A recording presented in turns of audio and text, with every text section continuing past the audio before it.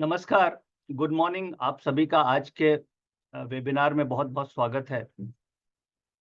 आप सभी को एसएमसी की तरफ से बहुत-बहुत अ, धन्यवाद। आज आप लोग इस वेबिनार में आए और आज हम लोग जैसे हम लोग मार्केट में सुनते हैं कि ऑप्शन ट्रेडिंग में जैसे सेबी की रिपोर्ट आई कि 10 में से 9 लोगों को लॉस होता है।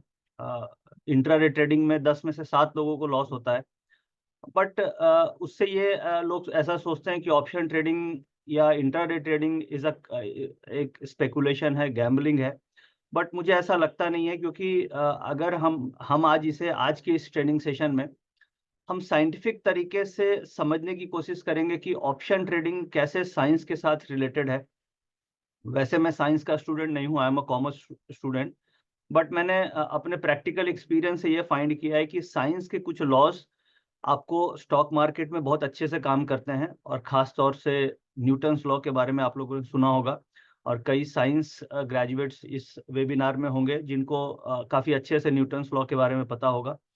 तो हम ये समझने की कोशिश करेंगे कि किस तरीके से न्यूटन्स लॉ के जो 3 लॉज़ हैं, लॉ 1, 2, 3 ये ऑप्शंस मार्केट में बहुत अच्छे से काम करते हैं और जो भी मार्केट में डेली की मूवमेंट होती है या जो भी मार्केट में फोर्स होता है या जो भी हम मार्केट में चेंज इन ओपन इंटरेस्ट को यूज़ करते हैं, वो सारा कुछ न्यूटन्स लॉ से निकल कर के आता है। तो मैंने आज के प्रेजेंटेशन में मेरी कोशिश ये रहेगी कि हम साइंटिफिकली ये प्रूफ कर पाएँ, साइंटिफिकली हम ये डिराइव कर पाएँ कि ऑप्शन जो ट्रेडिंग है वो एक साइंस है और उसे साइंटिफिक तरीके से हम समझ करके ऑप्शन मार्केट से हम प्रॉफिट बना सकते हैं। इसलिए मैंने आज का टॉपिक रखा है Newton's law of motion. Newton's law of motion, motion का मतलब ये हो गया कि मार्केट में जो मूवमेंट हो रही है उसे हम यहाँ पे रिप्रेजेंट कर रहे हैं मोशन के नाम से। जैसे ये मार्केट में मूवमेंट हो रही है, इसे हम रिप्रेजेंट करेंगे मोशन के नाम से।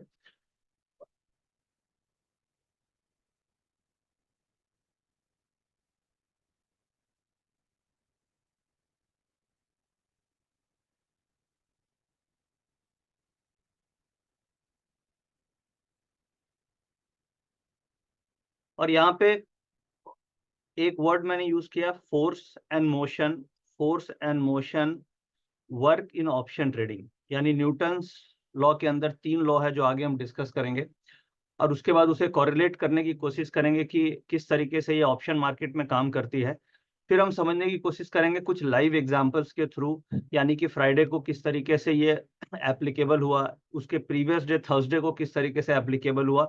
तो हम कुछ एग्जांपल्स लेंगे, कॉन्सेप्ट समझेंगे और फिर हम लास्ट में कंक्लूड करेंगे किस तरीके से ये लॉ हमारी प्रैक्टिकल ट्रेडिंग में यूज हो सकते हैं। तो इसमें मेनली मैंने पूरे प्रेजेंटेशन में एक तो फोर्स को यूज किया है, एक मोशन को हम लोग समझेंगे और फिर ऑप्शन ट्रेडिंग है। तो यहाँ पे फोर्स का मतलब क्या हुआ?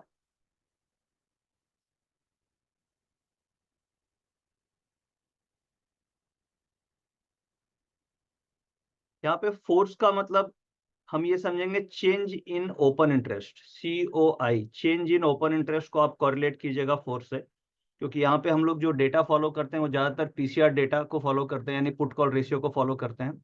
और हम यहाँ पे बात कर रहे हैं इंट्राडे ऑप्शन ट्रेडिंग को। तो फोर्स मार्केट में कैसे अप्लाई होती है, यानी मार्केट में जो पोजीशंस बनेगी, जो मनी का फ्लो होगा, वहां से फोर्स बनेगा। तो फोर्स का मतलब चेंज इन ओपन इंटरेस्ट और मोशन का मतलब प्राइस में मूवमेंट, यानी प्राइस। अब जैसे आपने देखा होगा फ्राइडे को निफ्टी 400 पॉइंट ऊपर गई निफ्टी। अब अगर हम ये डिराइव कर लें मार्केट में कि मार्केट में फोर्स किधर है, यानी फोर्स अगर ऊपर का है किसी चीज में, अगर आप ऊपर की तरफ फोर्स देंगे तो पॉसिबिलिटी क्या है कि वो ऊपर की तरफ मूव करेगी। और फिर आगे हम ये भी डिस्कस करेंगे हर फोर्स का इक्वल एंड अपोजिट रिएक्शन होता है, वो कैसे हम उसका इंटरप्रिटेशन करेंगे, वो that is Newton's law number 3। But किसी भी चीज में आप अगर फोर्स को आइडेंटिफाई कर लेते हैं कि फोर्स किधर का आ रहा है, तो आप उसके डायरेक्शन को प्रिडिक्ट कर सकते हैं, फॉरकास्ट कर सकते हैं कि क्या डायरेक्शन आएगी। जैसे कि यहाँ पे हम फोर्स को फॉरकास्ट करने की कोशिश करेंगे कि मार्केट में फोर्स किधर लग रहा है, और उसके लिए हम जनरली COI यूज को, चेंज इन ओपन इंटरेस्ट को यूज करते हैं। कुछ ऐसे ट्रेडर्स हैं जो वॉल्यूम्स को भी यूज करते हैं, बट यहाँ पे जो हम लोग बात करने वाले हैं वो CI, change in open interest के बारे में हम बात कर रहे हैं। और मोशन का मतलब आप ये समझिएगा कि प्राइस का मूवमेंट, यानी कि अगर फोर्स ऊपर की तरफ है तो प्राइस का मूवमेंट ऊपर होगा, और अगर फोर्स नीचे की तरफ है तो प्राइस का मूवमेंट नीचे की तरफ होगा। और अगर फोर्स बैलेंस्ड है, यानी कि कॉल का फोर्स और पुट्स का फोर्स यानी दोनों बैलेंस फोर्स है, तो मार्केट में कोई भी मूवमेंट नहीं होगी, मार्केट साइडवेज रहेगा। तो अब हमारे एज ए स्टूडेंट और एज अ ट्रेडर हमारा फोकस क्या होना चाहिए कि हमें ये फोर्स को आइडेंटिफाई करना है कि किस साइड में मार्केट का फोर्स है, और वो बैलेंस है कि इनबैलेंस फोर्स है। जैसे कि इनबैलेंस फोर्स का मतलब हो गया कि मार्केट में एक तरफ का फोर्स है, ऊपर की तरफ फोर्स है, तो वो उसे हम बोलेंगे इनबैलेंस टुवर्ड्स अ अपसाइड, यानी अपसाइड में ज्यादा प्रेशर लग रहा है। अगर डाउन साइड का फोर्स है तो उसका इम्बैलेंस देखेंगे, और दोनों तरफ अगर बराबर फोर्स है, यानी कि call and put change in open interest का बैलेंस्ड फोर्स है, तो उसे हम मानेंगे कि मार्केट में साइडवेज मूवमेंट है, कोई भी बड़ा मूवमेंट आने के चांसेस नहीं है। तो इस तरीके से हम इसे आगे समझेंगे, बट यहाँ पे फोर्स एंड मोशन के बारे में हम जानेंगे और उसे कॉरिलेट करेंगे न्यूटन्स के लॉ से। और जैसे आप लोगों ने सुना होगा कि ट्रेंड इज योर फ्रेंड, ये हम लोग हमेशा टेक्निकल एनालिसिस जब भी पढ़ते हैं तो सबसे फर्स्ट लाइन यही हमें सिखाई जाती है कि ट्रेंड इज योर फ्रेंड। तो ये बेसिकली न्यूटन्स ने अपने लॉ नंबर 1 में ये एक्सप्लेन किया है, लॉ ऑफ इनर्शिया जिसे बोलते हैं। और उसमें ये एक्सप्लेन किया है कि कोई भी चीज अगर वो एक स्टेट ऑफ मोशन में है तो वो उसी मोशन में चलती हुई चली जाती है जब तक कि उसमें कोई एक्सटर्नल अपोजिट फोर्स नहीं लगता है। जैसे कि फॉर एग्जाम्पल ऐसा हम समझते हैं कि हम अगर स्पेस में एक बुलेट छोड़ते हैं और वो बुलेट उसी डायरेक्शन में चलती हुई चली जाएगी अनटिल अनलेस उसमें कोई अपोजिट फोर्स न लगाई जाए। तो ये लॉ ऑफ इनर्शिया हो गया। तो उसी तरीके से स्टॉक मार्केट में सबसे पहले अगर कोई चीज ऊपर की तरफ चल रही है तो जनरली हम ये एज्यूम कर लेते हैं कि अब इसे शॉर्ट कर देना चाहिए, अब इसे बेच देना चाहिए, या मार्केट रिवर्स होने वाली है।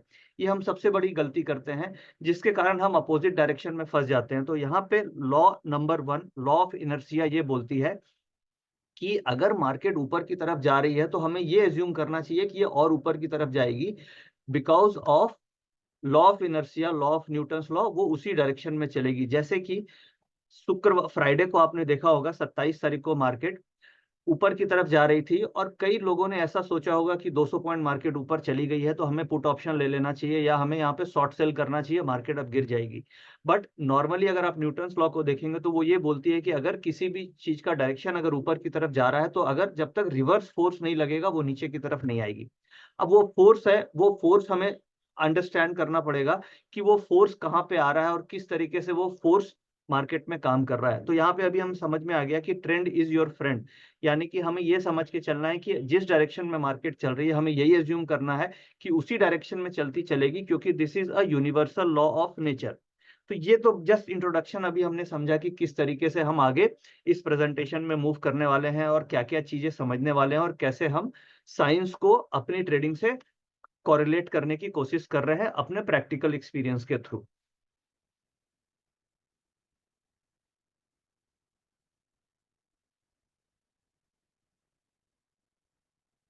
अब हम लोग क्या क्या चीजों पे फोकस करने वाले हैं आज।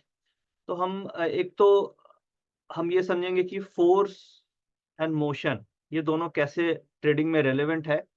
तो अभी जैसे मैंने एक्सप्लेन करने की कोशिश करी कि फोर्स का मतलब किसी भी चीज में जब तक फोर्स नहीं आएगा, जब तक डिमांड नहीं आएगी, जब तक कुछ पुश नहीं होगा, वो आइदर ऊपर या नीचे नहीं जा सकती।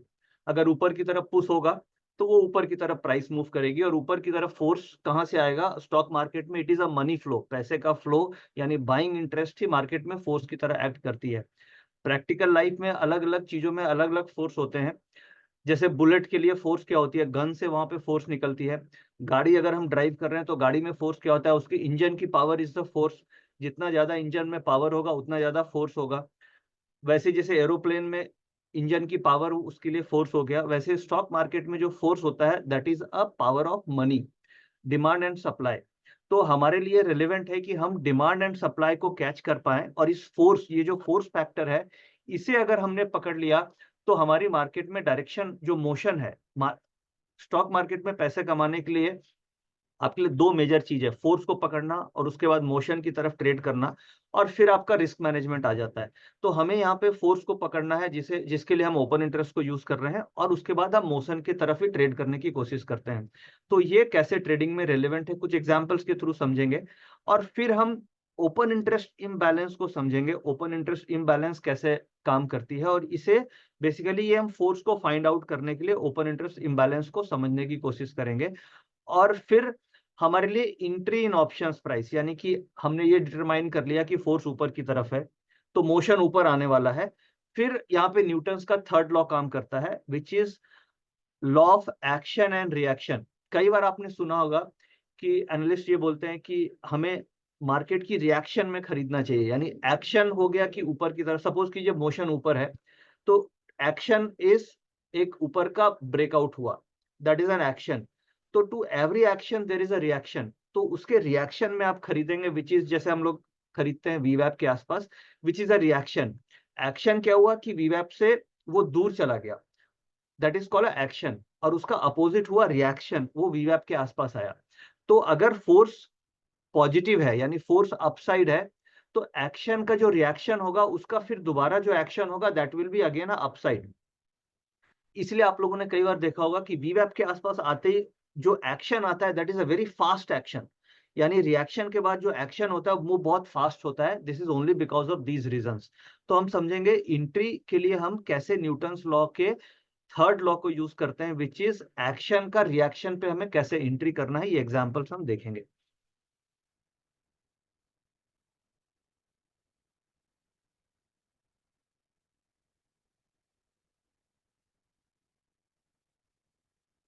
अब हम एक रिलेशनशिप थोड़ा सा समझ लेते हैं कि किस तरीके से relationship between force and motion होता है।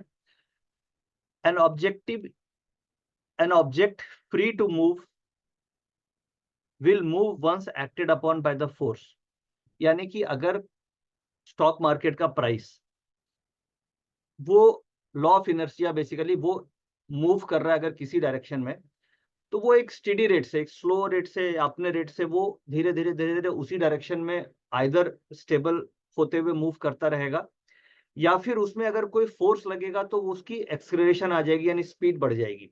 तो basically force is a COI and price is the motion. अब यहाँ पे पुश और पुल, ये दो तरीके का फोर्स होता है। पुश का मतलब कि मार्केट ऊपर की तरफ जाएगी, पुश, और पुल का मतलब मार्केट नीचे की तरफ जाएगी।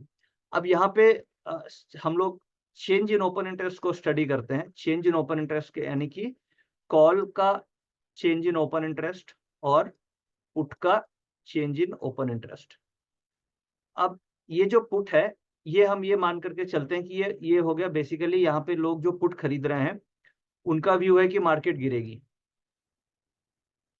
और जो कॉल खरीद रहे हैं उनका व्यू है कि मार्केट ऊपर जाएगी। तो यहाँ पे दो फोर्सेस हो गए मार्केट में, यानी एक फोर्स बोल रहा है कि मार्केट ऊपर जाएगी और दूसरा फोर्स बोल रहा है मार्केट नीचे जाएगी, कॉल एंड पुट। तो जो कॉल है, this is a push factor, call is the push factor and put is a pull pull factor. यानी कि मार्केट में अगर ऊपर की तरफ हमें पुश करना है, सॉरी इसे हम अपोजिट लें, पुल मतलब ऊपर जाना। आप ऐसे समझे कि बेसिकली मार्केट को ऊपर जाना है तो कॉल में बायर को, बेसिकली कॉल ऑप्शन और पुट ऑप्शन, इन दोनों के चेंज इन ओपन इंटरेस्ट से हम ये फाइंड आउट करते हैं कि किस तरीके से मार्केट में इम्बैलेंस क्रिएट हो रहा है, और वहां से हम ये फाइंड करते हैं कि फोर्स किधर है। ये अभी एग्जाम्पल से हम समझते हैं, और इन दोनों के इंट्रैक्शन से ही कोई भी ऑब्जेक्ट मूव करती है। इंट्रैक्शन का मतलब कि कॉल का बायर और पुट का बायर, मार्केट में इन दोनों का इंट्रैक्शन हो रहा है, यानी बायर एंड सेलर का इंट्रैक्शन हो रहा है, और जिसकी तरफ से फोर्स ज्यादा होगा उधर मार्केट मूव कर जाएगी इम्बैलेंस के थ्रू। जैसे सपोज कीजिए, अगर कॉल और पुट यानी कि ये बायर हो गए, इनका व्यू है कि मार्केट ऊपर जाएगी, और इनका व्यू है मार्केट नीचे जाएगी। अब फोर्स जिसकी तरफ से ज्यादा होगा मार्केट उधर जाएगी, जहां पे इम्बैलेंस होगा मार्केट उधर मूव करने लग जाएगी। अब ये जो रूल्स है इसके ऊपर हम लोगों ने, just to gain the confidence, हम लोगों ने एक पोल किया था, और उस पोल में जो पार्टिसिपेंट्स थे वो करीब 3285 लोगों ने इसमें वोटिंग की थी। और ये पोल हम लोगों ने ये किया था प्रीमियम टेलीग्राम चैनल पे कि what is your view on these 3 rules, जो अभी हम तीन रूल्स के बारे में बात करने वाले हैं। Rule number 1, trade after 11 AM। अब हम क्यों ट्रेड आफ्टर 11 AM करते हैं? क्योंकि हमें ये आइडेंटिफाई करना होता है कि लॉ ऑफ इनर्शिया जो न्यूटन्स लॉ है उसके हिसाब से मार्केट का डायरेक्शन क्या है। अगर आप सपोज कीजिए 9:15 मार्केट खुलती है और आपको मैं बोलूं कि आप 9:30 में मार्केट का एक डायरेक्शन डिसाइड कर लीजिए कि क्या डायरेक्शन है, तो आपको वो मार्केट का इनर्शिया यानी मार्केट का डायरेक्शन समझ में नहीं आएगा, मार्केट का ट्रेंड समझ में नहीं आएगा। क्योंकि 9:15 मार्केट खुलने के बाद मार्केट ऊपर भी जाती है, मार्केट नीचे भी जाती है और मार्केट सेम लेवल पे वॉलेटाइल होती रहती है। तो मार्केट का अगर इनर्शिया यानी मार्केट का अगर मोशन, मार्केट का अगर ट्रेंड मुझे फाइंड आउट करना है तो उसे बनने के लिए हमें समय देना होगा। यानी कि अगर कोई चीज सपोज कीजिए ऊपर की तरफ मूव कर रही है तो वो जस्ट इनिशियल पॉइंट से आप देखेंगे, initial point is 915, initial point is 915। ठीक है, अगर यहां से कोई सपोज कीजिए रॉकेट चला, फॉर एग्जांपल रॉकेट चला 9:30 पे, आप ये बोल सकते हो कि हाँ भाई ऊपर की तरफ जा रही है, बट अभी श्योर नहीं है कि ये ऊपर की तरफ जाएगी, हो सकता है ये रिवर्स भी कर जाए।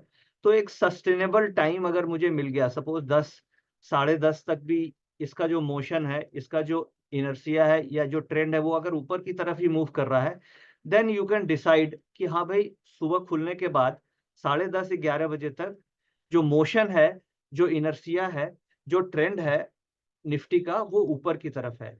तो हम पॉइंट नंबर 1 ये हमें मिलता है कि मोशन या मूवमेंट वो ऊपर की तरफ है, ट्रेंड पॉजिटिव है, ट्रेंड इज पॉजिटिव। अब सबसे ज्यादा गलती ट्रेडर्स ये करते हैं अपनी लाइव ट्रेडिंग में, अपने ऑप्शन ट्रेडिंग में, क्योंकि जब हम इंट्राडे ऑप्शंस कर रहे हैं तो हमारे लिए 9:15 से लेके 10:30 तक अगर आप ट्रेड कर रहे हैं तो उस समय आपकी विनिंग प्रोबेबिलिटी जो होती है वो 50-50% ही होती है।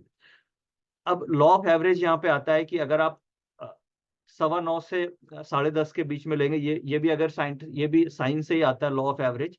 तो अगर आप कॉइन्स को उछालते हैं तो 50% चांस है कि आप विनर होंगे और 50% चांस है कि आप लूजर होंगे, यानी कि हेड और टेल आने के 50-50% चांसेस होते हैं अगर आप कॉइन को हवा में उछालते हैं। तो उसी तरीके से अगर आप 9:15 से 10:30 के बीच में ट्रेड करते हैं तो आपकी डिपेंड करता है आप किस तरीके का टूल्स यूज कर रहे हैं। अगर आप टेक्निकल एनालिसिस यूज कर रहे हैं, आप चार्टिंग यूज कर रहे हैं, तो हो सकता है 50-50 की जगह आपका 60% विनिंग चांस हो, 40% लूजिंग हो।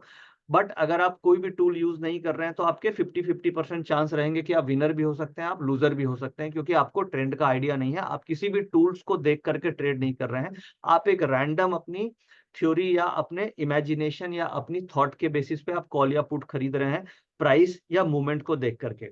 तो मेरे मेरे अपनी स्टडी के हिसाब से मुझे ऐसा समझ में आया कि अगर मैं 9:15 से 10:30 11 बजे तक ट्रेड नहीं लूं, अभी रिसेंट में एक गलती लास्ट थर्सडे को मैंने की थी, वो ट्रेड ये गलती करी थी कि 10:19 पे ट्रेड एक इनिशिएट करा था एक्सपायरी वाले दिन। और उसके बाद क्या हुआ मार्केट में, जो मार्केट का डायरेक्शन था वो 11 11:30 के बाद ही एग्जैक्ट डायरेक्शन आया ऊपर की तरफ, और मार्केट एक्सपायरी वाले दिन जो इस थर्सडे को एक्सपायरी हुई, मार्केट ऊपर की तरफ चलती चली गई। तो हमें एक सस्टेनेबल टाइम देना होगा मार्केट को डायरेक्शन फाइंड करने के लिए, यानी कि 9:15 से लेके 11 बजे तक अगर आप बड़े आराम से मार्केट का इनर्शिया, मार्केट का मोशन, मार्केट का ट्रेंड आप फाइंड आउट कर सकते हैं। इसीलिए अगर आप इंट्राडे कर रहे हैं तो आपके लिए ऑप्शन हमेशा 11 बजे के बाद ही ट्रेड करना चाहिए। तो ये हो गया रूल नंबर 1। अब रूल नंबर 2 में पीसीआर डेटा का ट्रेंड हम देखते हैं, जिसे हम समझेंगे सीओआई से, चेंज इन ओपन इंटरेस्ट से, चेंज इन ओपन इंटरेस्ट, जिसे हम बोलते हैं फोर्स। मार्केट का फोर्स क्या है,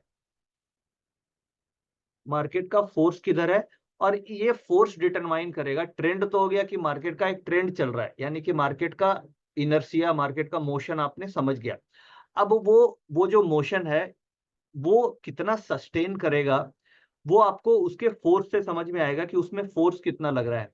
अगर आपने ये देखा कि मार्केट खुलने के बाद 9:15 से 11 बजे के टाइम पीरियड में जो मार्केट के फोर्सेस हैं वो ऊपर की तरफ इंक्रीज हो रहा है, फोर्स बढ़ रहा है।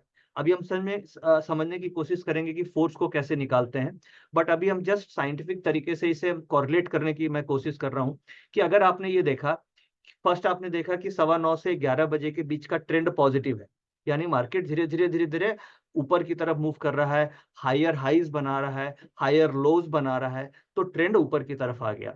अब ट्रेंड ऊपर है तो अब हमें सेकंड ये आइडेंटिफाई करना है कि क्या ये ऊपर जा रहा है तो फोर्स रिड्यूस कर रहा है या फोर्स इंक्रीज कर रहा है।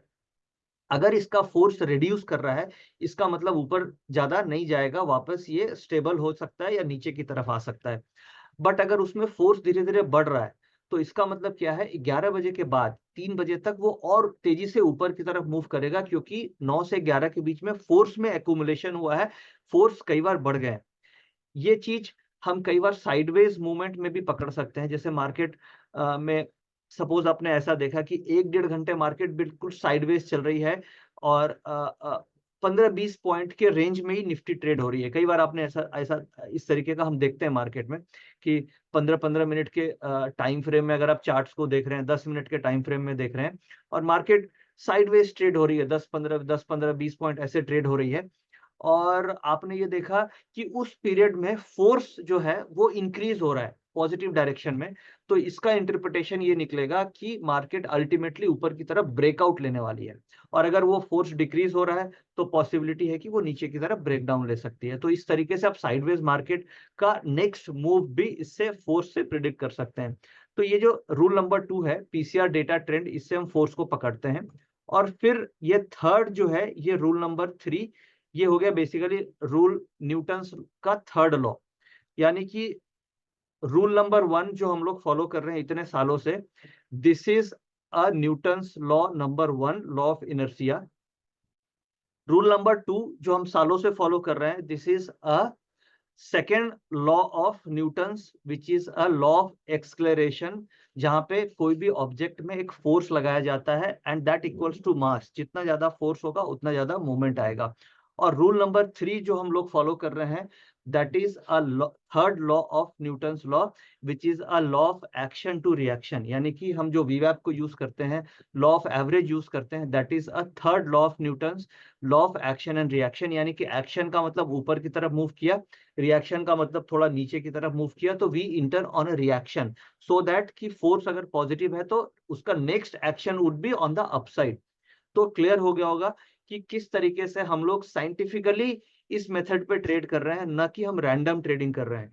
तो मेरे समझ से, जैसे अगर सेबी की रिपोर्ट है कि 10 में से 9 लोग ऑप्शन में लॉस करते हैं, तो वो मुझे ऐसा लगता है कि वो लॉस इसलिए हो रहा होगा क्योंकि उनकी ट्रेडिंग में कहीं ना कहीं साइंटिफिक मेथड एप्लीकेबल नहीं होगा। अगर वो इन चीजों को यानी इन तीनों लॉ को, which is a universal law, अगर आप अपने ट्रेडिंग में इंप्लीमेंट कर देते हैं, लॉ नंबर 1 की क्या इनर्शिया है, किधर का ट्रेंड है, लॉ नंबर 2 की फोर्स किधर है, और लॉ नंबर 3 कहाँ पे हमें एंट्री लेनी है, एक्शन एंड रिएक्शन, तो मुझे ऐसा लगता है कि ये जो रेशियो है ना 10 में से 9 लोगों का लॉस का, ये कम से कम 50-50 आ जाएगा। जरूरी नहीं है कि ये रिवर्स हो सकता है, बट ये जरूर है कि ये लूजिंग रेशियो काफी हद तक कम हो सकता है। और ये पूरा का पूरा साइंटिफिक है। तो जब हम लोगों ने ये वोटिंग करी और जेन्युइन वोट्स हमने लोगों से मांगा, तो 84% ट्रेडर्स ने ये वोट दिया कि इसकी एक्यूरेसी 60% से ज्यादा है। जो मेरी ऑब्जर्वेशन है वो 60% से 70% के बीच में एक्यूरेसी आती है। अब इस लॉ की आप ये नहीं बोल सकते कि 90% एक्यूरेसी आएगी, क्योंकि ऐसा नहीं है कि न्यूटन्स लॉ हर जगह काम करता है। मार्केट में इमोशंस काम कर रहे हैं, कई जगह बहुत सारे फैक्टर्स हो सकते हैं जहां पे मार्केट में रिवर्सल आ सकता है, उसके लिए न्यूज फ्लोज हो सकते हैं, बहुत सारे एक्सटर्नल फैक्टर्स भी हो सकते हैं। इसलिए हम ये बोल के चलते हैं कि ये लॉ की एक्यूरेसी 60-70% आएगी, क्योंकि 30% डिपेंड करता है बहुत सारे different news flow factors, political news, economic news, उन सब चीजों पे डिपेंड करता है, जो काफी एक्सटर्नल फोर्सेस जिसे हम बोल सकते हैं, जिसकी हम कैलकुलेशन यहाँ पे सीओआई में नहीं करते हैं, क्योंकि सीओआई में हम उसी चीज की कैलकुलेशन कर सकते हैं जो हमें डेटा में दिखाई दे रहा है। बट कई सारे ऐसे एक्सटर्नल फोर्सेस हैं जिसकी कैलकुलेशन करना पॉसिबल नहीं है, जिसका डेटा हमारे पास अवेलेबल नहीं है। इसलिए आपको ये 30% चांसेस हैं कि ये गलत हो सकता है। अगर हमारे पास वो डेटा भी आ जाए, वो एक्सटर्नल फोर्सेस के डेटा भी आपके पास आ जाएं, तो आप फिर और ज्यादा एक्यूरेसी से इसे प्रिडिक्शन कर सकते हैं कि मार्केट में किस तरीके से मूवमेंट होने वाली है। तो अब हमें समझ में आ गया होगा कि ये तीनों फोर्स किस तरीके से काम करते हैं और क्या लोगों का कॉन्फिडेंस लेवल है।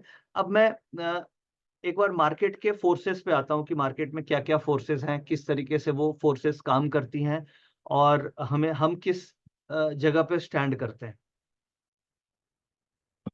तो जैसे अगर आप एनएससी की वेबसाइट में जाएंगे तो एनएससी हमें ये डेटा देती है market participants wise open interest, और ये काफ़ी रिलेवेंट डेटा है। और ये रिलेवेंट डेटा हम लोग खुश नसीब हैं कि एनएससी हमें ये डेटा देती है। अगर हम ये डेटा यूएस मार्केट का या इंटरनेशनल मार्केट का लेने जाएं तो इसके लिए काफ़ी चार्जेस लगते हैं वहाँ पे, और इंडियन मार्केट में हमें ये डेटा फ्री ऑफ कॉस्ट मिलता है, और जो हमें एनएससी की तरफ से मिल रही है, और बहुत ही यूजफुल डेटा है। और पार्टिसिपेंट्स वाइज ओपन इंटरेस्ट का डेटा हमें मिलता है, यानी कि मार्केट में 4 पार्टिसिपेंट्स हैं। अगर आप जैसे आप लोग अकाउंट खोलते हैं किसी भी ब्रोकर के यहाँ, तो आपको जो कोड मिलता है वो रिटेल का कोड मिलता है अगर आप रिटेल कैटेगरी में आते हैं। अगर आप एफआईस की कैटेगरी में आएंगे तो वो एफआईस का कोड होगा, और अगर आप डीआईस की कैटेगरी में होंगे तो आपके पास डीआईस का कोड होगा, और अगर आप प्रोप्राइटरीज के कैटेगरी में होंगे तो प्रॉफ फंड्स होंगे। ये रजिस्ट्रेशन कराना पड़ता है with SEBI and with NSC. जब बेसिकली विथ एनएससी जब आप कोड खोलते हैं, जैसे आप रिटेल हैं तो आप ब्रोकर के पास अकाउंट खोलते हैं तो आपको वो कोड देता है, और जब आप एफआईस एज ए एफआईस अकाउंट खोलते हैं ब्रोकर के पास तो आपको एफआईस कोड मिलता है। तो इन इन चारों कोड्स में, यानी कि मार्केट में जो फोर्सेस हैं वो 4 फोर्सेस काम कर रही है। एक रिटेल फोर्सेस है जिसमें हम लोग सभी आते हैं, हम लोग रिटेल ट्रेडर्स आते हैं जिनकी कैपिटल साइज जनरली 10 लाख से कम होती है। मतलब मेरा ये मानना है कि जो रिटेल ट्रेडर ऑप्शन में ट्रेडिंग कर रहे हैं उनकी जनरली रिटेल की जो as a buyer of option, as a seller अगर आप हैं तो आपकी कैपिटल साइज 10 लाख से ज्यादा होगी। बट अब अगर आप बायर ऑफ ऑप्शन है, और इंडियन मार्केट में 80% बायर ऑफ ऑप्शंस हैं जो रिटेल प्लेयर्स हैं, तो उनकी जनरली कैपिटल साइज रिटेल की 10 लाख, लेस देन 10 लाख होती है, लेस देन 10 लाख होती है। और जो फॉरेन इंस्टीट्यूशनल इन्वेस्टर्स हो गए जो ऑप्शन ट्रेडिंग कर रहे हैं, इनकी जनरली कैपिटल साइज 100 करोड़ से ऊपर होती है, 100 करोड़ से ऊपर होती है generally capital size. Domestic institutional ये इसमें कैटेगरी में आ गए mutual funds, generally domestic institutional investors हम उसे बोलते हैं, या एलआईसी हो गई, या बिग प्रोविडेंट फंड्स हो गए, ये सब आते हैं डोमेस्टिक इंस्टीट्यूशनल इन्वेस्टर्स में। इनकी कैपिटल साइज भी generally more than 100 crore, 500 crore, 1000 crore इस तरीके से होती है। और जो प्रोप्राइटरी फंड्स हैं इनकी कैपिटल साइज जनरली 50 करोड़ से ज्यादा होती है। अब हमारी जो कैपिटल है वो हमारी कैपिटल हो गई 10 लाख से कम, और ज्यादातर ट्रेडर देखेंगे तो उनकी कैपिटल तो 5 लाख से भी कम होती है, और बहुत सारे ऐसे ट्रेडर्स होंगे जिनकी कैपिटल 1 लाख से भी कम होती है, 1 लाख से भी कम होती है। तो हम इस कैटेगरी में, हम इस अगर आप ऐसे देखेंगे तो ऑप्शन मार्केट में सबसे वीकेस्ट कैटेगरी हमारी आ गई रिटेल की, क्योंकि हमारी कैपिटल साइज जो हमारा फोर्स है वो इज लेस देन 10 लाख। तो अब जैसे लॉ ऑफ न्यूटन्स में हम लोगों ने ये समझा कि जो फोर्स होगा वही डिटरमाइन करेगा, स्ट्रॉन्गर फोर्स डिटरमाइन करेगा कि मार्केट का मोशन क्या होगा। तो जो रिटेल है ये वीक फोर्स है, और स्ट्रॉन्गर फोर्स कौन हो गया, जिसके पास कैपिटल ज्यादा है। क्योंकि जो जैसे कोई भी कार है उसके लिए फोर्स उसका इंजन हो गया, वैसे स्टॉक मार्केट में फोर्स क्या हो गया, पैसा हो गया, कैपिटल हो गई, मनी हो गई। तो यहाँ पे अब जैसे सपोज कीजिए मर्सिडीज है, मर्सिडीज में जो इंजन का फोर्स ज्यादा है, या लैम्बोर्गिनी हो गई उसके इंजन में फोर्स ज्यादा है, तो उसका पिकअप काफी तेज होगी, स्पीड काफी तेज होगी। और वही अगर आप मारुति लेंगे 800, तो उसका पिकअप और फोर्स कंपैरेटिवली कम होगा, बिकॉज इंजन का पावर कम है। वैसे ही जो रिटेलर्स होंगे उनकी कैपिटल कम होगी तो फोर्स भी कम होगा। तो जनरली रिटेलर्स क्या होंगे, वो मार्केट को ऑब्जर्व कर सकेंगे, वो देख सकेंगे, वो मार्केट को मूव नहीं कर सकते क्योंकि उनके पास फोर्स नहीं है। वही फॉरेन इंस्टीट्यूशनल इन्वेस्टर्स क्या है, इनके पास एक साइजेबल फोर्स है, तो इनकी स्पीड हमेशा हमारी स्पीड से ज्यादा होगी, क्योंकि इनके पास पावर ऑफ मनी भी है, इनके पास पावर ऑफ टेक्नोलॉजी भी है, इनके पास पावर ऑफ वेरियस सॉफ्टवेयर्स भी है, पावर ऑफ टीम भी है। अब कोई भी फॉरेन इंस्टीट्यूशनल, जैसे गोल्डमैन हो गया, गोल्डमैन सैक्स के जो ओनर है वो खुद तो ट्रेडिंग, खुद उन्होंने पैसा लगा दिया या उनके इन्वेस्टर्स ने पैसा लगा दिया, उनके पास काफी स्ट्रॉन्ग इंजीनियरिंग की टीम होगी जिन्होंने सॉफ्टवेयर डेवलप किया होगा जो मार्केट के डेटा को पकड़ रहे होंगे। उनके पास बहुत कॉस्टली सॉफ्टवेयर होंगे, जैसे ब्लूमबर्ग हैं, रॉयटर्स हैं, कई वेरियस ऐसे प्लेटफॉर्म्स होंगे, कई वेरियस लेवल्स ऑफ डेटा होंगे, लेवल 2 डेटा, लेवल 3 डेटा आती है जिसमें आप नीचे तक की 100 बिड्स देख सकते हैं। अभी तो क्या हमारे पास ब्रोकर प्लेटफॉर्म में केवल 5 बिड एंड आस्क आती है, कुछ ब्रोकिंग प्लेटफॉर्म में 20 बिड्स एंड आस्क दिखाई देती है, बट जो फॉरेन इंस्टीट्यूशनल इन्वेस्टर्स हैं ये 100 बिड्स ऊपर नीचे देख सकते हैं। हमारे स्टॉप लॉसेस कहाँ पे लगे हैं उसको भी कैलकुलेट करके फाइंड आउट किया जा सकता है कि कहाँ पे majority of the stop losses market में हो सकते हैं। इसलिए हम लोग देखते हैं कि स्टॉप लॉस हंटिंग होती है। तो आप ऐसा मान के चलें कि हमारे जो फाइट है वो बेसिकली काफी स्ट्रॉन्ग प्लेयर्स के पास साथ है, जो बहुत, जिसके पास फोर्स ज्यादा है, हर तरीके का पावर है। अब डोमेस्टिक इंस्टीट्यूशनल इन्वेस्टर्स हैं, ये जनरली ऑप्शन मार्केट में बहुत ज्यादा एक्टिव नहीं होते हैं, क्योंकि ये ज्यादातर कैश मार्केट में इनकी एक्टिविटी ज्यादा होती है। They are a long term investor. और सेबी की कुछ ऐसी रेस्ट्रिक्शंस हैं जिसमें म्यूचुअल फंड ऑप्शन मार्केट में फ्रीली ट्रेड नहीं कर सकते। हेजिंग वो कर सकते हैं, बट वो नेकेड ऑप्शंस स्पेकुलेशन या ट्रेडिंग के ख्याल से उनको अलाउड नहीं है। तो इनका बहुत ज्यादा इन्फ्लो ऑप्शन मार्केट में नहीं होता है। जब आप participants wise open interest analyse करेंगे तो उसमें आपको ओपन इंटरेस्ट दिखेगा कि रिटेल का कितना ओपन इंटरेस्ट है, एफआईज का कितना ओपन इंटरेस्ट है, डोमेस्टिक इंस्टीट्यूशनल इन्वेस्टर्स का कितना ओपन इंटरेस्ट है, और प्रोप्राइटरी फंड्स का कितना ओपन इंटरेस्ट है। तो आप लोग इस वेबिनार के बाद एनएससी की वेबसाइट में जा करके या फिर आप गूगल में सर्च डालिएगा participants wise open interest NSC, तो वो आपको लिंक दे देगा और वहां पे जाके आप हिस्टोरिकल डेटा भी देख सकते हैं और कल का भी डेटा देख सकते हैं कि किस तरीके से पार्टिसिपेंट्स वाइज ओपन इंटरेस्ट है। और उसे आप उसे जैसे क्या है, आपको डेटा मिलेगा सपोज कीजिए कल का, और अगर आपको कंपेयर करना है प्रीवियस डे का से, प्रीवियस डे से आज किस तरीके से चेंज इन ओपन इंटरेस्ट हुआ है, यानी फोर्स किस तरीके से चेंज हुआ है, तो आपको 2 दिन का डेटा की जो फाइल है एक्सेल वो डाउनलोड करनी पड़ेगी और उसे एक्सेल में डिफरेंस निकालना पड़ेगा कि टुडे माइनस यस्टरडे, तो आपको चेंज इन ओपन इंटरेस्ट मिल जाएगा कि कल के से आज में कौन से फोर्सेस ने मार्केट को ड्राइव किया है और क्या चेंजेस आए हैं। तो ये चेंज इन ओपन इंटरेस्ट को आप जाकर के स्टडी कर सकते हैं एनएससी की वेबसाइट से डेटा निकाल करके, जिससे आपको समझ में आएगा कि मार्केट को कौन सा फोर्स ड्राइव कर रही है और मूवमेंट में कौन सा फोर्स सबसे ज्यादा एक्टिव है। तो इस स्लाइड में हमें यह समझ में आया कि मार्केट में जो 4 फोर्सेस हैं वो किस तरीके से एक्ट करते हैं और हम किस लेवल पे हम लोग हैं और हमारी फाइट किस तरीके से है। अब हम चलते हैं ऑप्शन मार्केट को समझने के लिए कि पार्टिसिपेंट्स यहाँ पे हैं, तो हमें क्या है, हमें स्मार्ट होना पड़ेगा। अगर हम स्मार्ट नहीं होंगे तो हमारा रेशियो ये 10 में से 9 जो लूजर हैं, ये वाकई में राइट फिगर है और एकदम बिल्कुल सही है कि 10 में से 9 ऑप्शन ट्रेडर लॉस करते हैं, क्योंकि हमें इन चीजों की अंडरस्टैंडिंग नहीं होती है।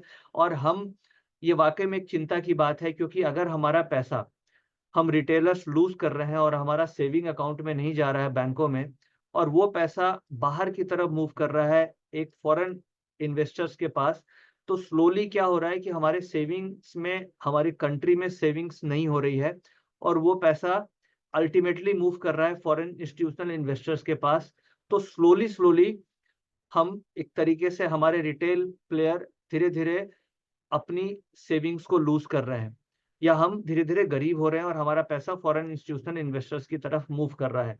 तो ये वाकई में एक चिंता की बात है और इसे हमें इम्प्रूव करना होगा। नॉलेज के थ्रू ही हम इसे इम्प्रूव कर सकते हैं और कोई रास्ता नहीं है, क्योंकि किसी भी कंडीशन में, किसी भी मार्केट में सारे इंस्ट्रूमेंट को क्लोज नहीं किए जा सकते, क्योंकि अभी क्या है, हम ओपन इकोनॉमी है और ये कोई सॉल्यूशन नहीं है कि हम सारे इंस्ट्रूमेंट्स को क्लोज कर दें। कुछ रेस्ट्रिक्शंस लगा सकते हैं, जैसे से भी कुछ रेस्ट्रिक्शंस लगाने की बात कर रही है या कॉन्ट्रैक्ट साइज बढ़ाने की बात कर रही है, और वो कंसर्न बिल्कुल जायज है, क्योंकि वो डेटा और फैक्ट्स में ये देख पा रही है। और डेटा और फैक्ट्स में आप भी देख सकते हैं कि हमारे जो रिटेल प्लेयर्स हैं या जो हमारे ट्रेडर्स हैं, उनका पैसा धीरे धीरे मूव कर रहा है फॉरेन इंस्टीट्यूशनल इन्वेस्टर्स की तरफ। तो हम धीरे धीरे एज अ कंट्री लॉस में जा रहे हैं। तो इसे एक तो तरीका है कि हमें नॉलेज को बढ़ानी होगी, हमें अवेयरनेस को बढ़ानी होगी, हमें आपस में इन चीज़ों को स्टडी करना होगा, शेयर करना होगा, तभी जा करके हम धीरे-धीरे इम्प्रूव कर सकते हैं आने वाले समय में। अब जैसे ऑप्शन ट्रेडिंग क्या है? ऑप्शन ट्रेडिंग आप लोग सभी जानते होंगे कि ऑप्शन ट्रेडिंग एक ज़ीरो सम गेम है, यानी कि ऑप्शन ट्रेडिंग में ये एक इसे हम ज़ीरो सम गेम मानते हैं और ये ज़ीरो सम गेम है क्योंकि इसमें क्या होता है कि अगर मैंने प्रॉफिट बनाया तो कोई ना कोई ट्रेडर है जो नॉर्मली ऑप्शन में लॉस कर रहा होगा। क्योंकि इधर का पैसा ये जस्ट पैसा घूम रहा है, तो ये ज़ीरो सम गेम है, इसलिए आप लोग देखते होंगे कि स्टॉप लॉस हंटिंग मार्केट में कई बार होती है, कई बार इस तरीके का मूव आपने देखा होगा मार्केट में और ये बजट वाले दिन इस तरीके का सेम कैंडल बना था, अभी मैं आपको दिखाऊँगा। बजट वाले दिन ऐसा ही हुआ था कि जब बजट चल रहा था, ये सपोज़ कि यहाँ पे बजट स्टार्ट हुआ और 11 बजे बजट हमारा स्टार्ट हुआ, फाइनेंस मिनिस्टर साहब आईं और बजट स्टार्ट हुआ, धीरे-धीरे मार्केट नीचे गिरी और इस तरीके से जितने भी हमारे रिटेल ट्रेडर हैं वो आइदर पुट में चले गए और या उन्होंने मंदी खेली और फिर मार्केट के लास्ट बजट खत्म हो गया यहाँ पे, बजट यहाँ पे खत्म हो गया, मार्केट गिर रही थी और बजट खत्म होने के बाद मार्केट गिरी और करीब 12:30 बजे बजट खत्म हुआ और आफ्टर 1:30 मार्केट में वापस रिकवरी आई और मार्केट इस तरीके से बंद हुई। तो क्या हुआ, जितने भी हमारे स्मॉल रिटेल ट्रेडर्स थे, इनके स्टॉप लॉस हंट हो गए, यानी कि अगर ये बायर थे तो इन्होंने अपनी पोजीशन छोड़ दी, माल छूट गया।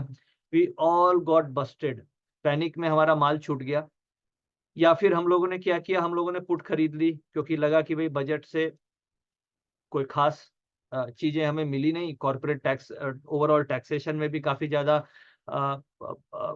हमें एसटीटी बढ़ गई या टैक्सेशन में कई पॉइंट्स ऐसे थे जो मार्केट को पसंद नहीं आया, मार्केट इस तरीके से गिरी बट क्लोजिंग में रिकवरी आई और अभी हम लोग ऐसा ही मूव देख रहे हैं कि इस तरीके से मार्केट क्या हुआ, फ्राइडे को 400 पॉइंट ऊपर बढ़ी और अभी हम लोग 24,800 के आसपास पहुंच गए और यहाँ पे क्या था, ये 24,000 के आसपास, 24,100 के आसपास मार्केट यहाँ पे थी। तो 2-3 दिनों में, यानी केवल 3 दिनों में मार्केट 700 पॉइंट की रैली हो गई और हो सकता है मंडे को ये 25,000 की तरफ भी मार्केट चली जाए। तो ये क्या हुआ, ये स्टॉप लॉस हंटिंग हुई, यानी ये जो बिग प्लेयर हैं इन्होंने फोर्स क्रिएट किया, एक डाउनसाइड फोर्स क्रिएट किया, यानी कि 2 दिनों से थोड़ा-सा इनर्शिया क्या था, लॉ न्यूटन्स लॉ के हिसाब से इनर्शिया अगर आपने देखा होगा बजट के 2 दिन पहले थोड़ा-सा इनर्शिया नीचे की तरफ था, यानी लॉ ऑफ ये नीचे की तरफ जा रहा था और अचानक से यहाँ पे फोर्स क्रिएट हुआ बजट वाले दिन और वो फोर्स हम लोगों ने कैच किया था ऑप्शन के डेटा के थ्रू। अगर आप हमारे टेलीग्राम चैनल में हैं तो आपने ये डेटा हम लोगों ने शेयर किया था कि फोर्स बजट वाले दिन नीचे की तरफ क्रिएट हो रहा है और फिर और वो बजट के पहले यानी अराउंड 10:30 ही वो फोर्स क्रिएट हो गया था और बजट तो चालू हुआ था 11 बजे। 10:30 AM अगर आप मैसेज देखें तो हम लोगों ने ये मैसेज शेयर किया था कि मार्केट में डाउन साइड आने के चांसेस हैं, फोर्स नेगेटिव है और उसके बाद यहाँ से मार्केट 24,500 से 24,500 पॉइंट का नीचे फॉल आया था और क्योंकि फोर्स नेगेटिव था और इनर्शिया भी डाउन साइड चल रहा था और उसके बाद फिर क्लोजिंग में वो फोर्स चेंज हो गया और फिर लास्ट 2 दिनों से एक्सपायरी वाले दिन और कल भी फोर्स क्या था, पॉजिटिव साइड में फोर्स बिल्टअप हो रहा था और वो डेटा हम लोग आपके सामने 10:30-11 बजे हम लोगों ने शेयर किया था, आप पिछली हिस्ट्री में जाकर के देख सकते हैं। तो इस तरीके से ये जीरो सम गेम होती है और हमें इन फोर्स को समझना होगा। बेसिकली मैं ये एक्सप्लेन करने की कोशिश कर रहा हूँ। मैं ये नहीं बताने की कोशिश कर रहा हूँ कि हम लोगों ने क्या फ़ोरकास्ट किया था। मैं ये बताने की कोशिश कर रहा हूँ कि आप लोग भी इन फ़ोर्स को देख कर के जज कर सकते हैं कि किस डायरेक्शन का फ़ोर्स है और आप उस फ़ोर्स को समझ करके प्रॉफ़िट बना सकते हैं और कम से कम ये जो लॉसेस हो रहे हैं ना कि 10 में से 9 लोगों को लॉस हो रहे हैं, इस रेशियो को हम कम कर सकते हैं और ख़ास तौर से सबसे बड़ी प्रॉब्लम वाली बात ये है कि जो लॉसेस करने वाले लोग हैं, वो 25 साल से 35 साल के बीच के ही ट्रेडर्स ऐसे हैं जिनको मेजॉरिटी ऑफ द लॉस होता है और अगर उनको डिससैटिस्फैक्शन होगी स्टॉक मार्केट से या ऑप्शन ट्रेडिंग से, तो धीरे-धीरे क्या होगा कि एक ऑप्शन के प्रति लोगों के मन में ऐसी फीलिंग आ जाएगी कि नहीं, यहाँ से प्रॉफिट नहीं बन सकता, ये एक लॉस मेकिंग प्लेटफॉर्म है। बट मेरे हिसाब से this is a profit making platform. But इसमें हमें हमारे जो कॉन्सेप्ट है उसे थोड़ा सा क्लियर करके साइंटिफिक तरीके से अगर हम ट्रेड करेंगे, समझ के ट्रेड करेंगे, तो हमें लॉस इसमें नहीं है। ये प्रॉफिट मेकिंग गेम है और आप इससे प्रॉफिट बिल्कुल बना सकते हैं। बस थोड़ा सा प्रैक्टिस और रिस्क मैनेजमेंट और समझने की जरूरत है। तो ये एक किस तरीके से बजट हुआ, कैसे उसके बाद मूव हुआ, ये हमने अभी समझा। और ये फोर्सेस, बिग मार्केट प्लेयर्स ने कैसे फोर्स क्रिएट किया, और इसे अगर आपको और इन डेप्थ समझना है तो आप क्या कर सकते हैं, एनएससी की वेबसाइट में जाके पिछले 5 दिन का पार्टिसिपेंट्स वाइज ओपन इंटरेस्ट आप एक्सेल शीट डाउनलोड कर लीजिए, और उसमें से आप ये कैलकुलेट कीजिए कि प्रीवियस माइनस टुडे और किस तरीके से फोर्सेस मूव करी है और कौन से फोर्सेस ने मार्केट को डिराइव किया है, तो आपको और कॉन्सेप्ट अच्छे से क्लियर होगा।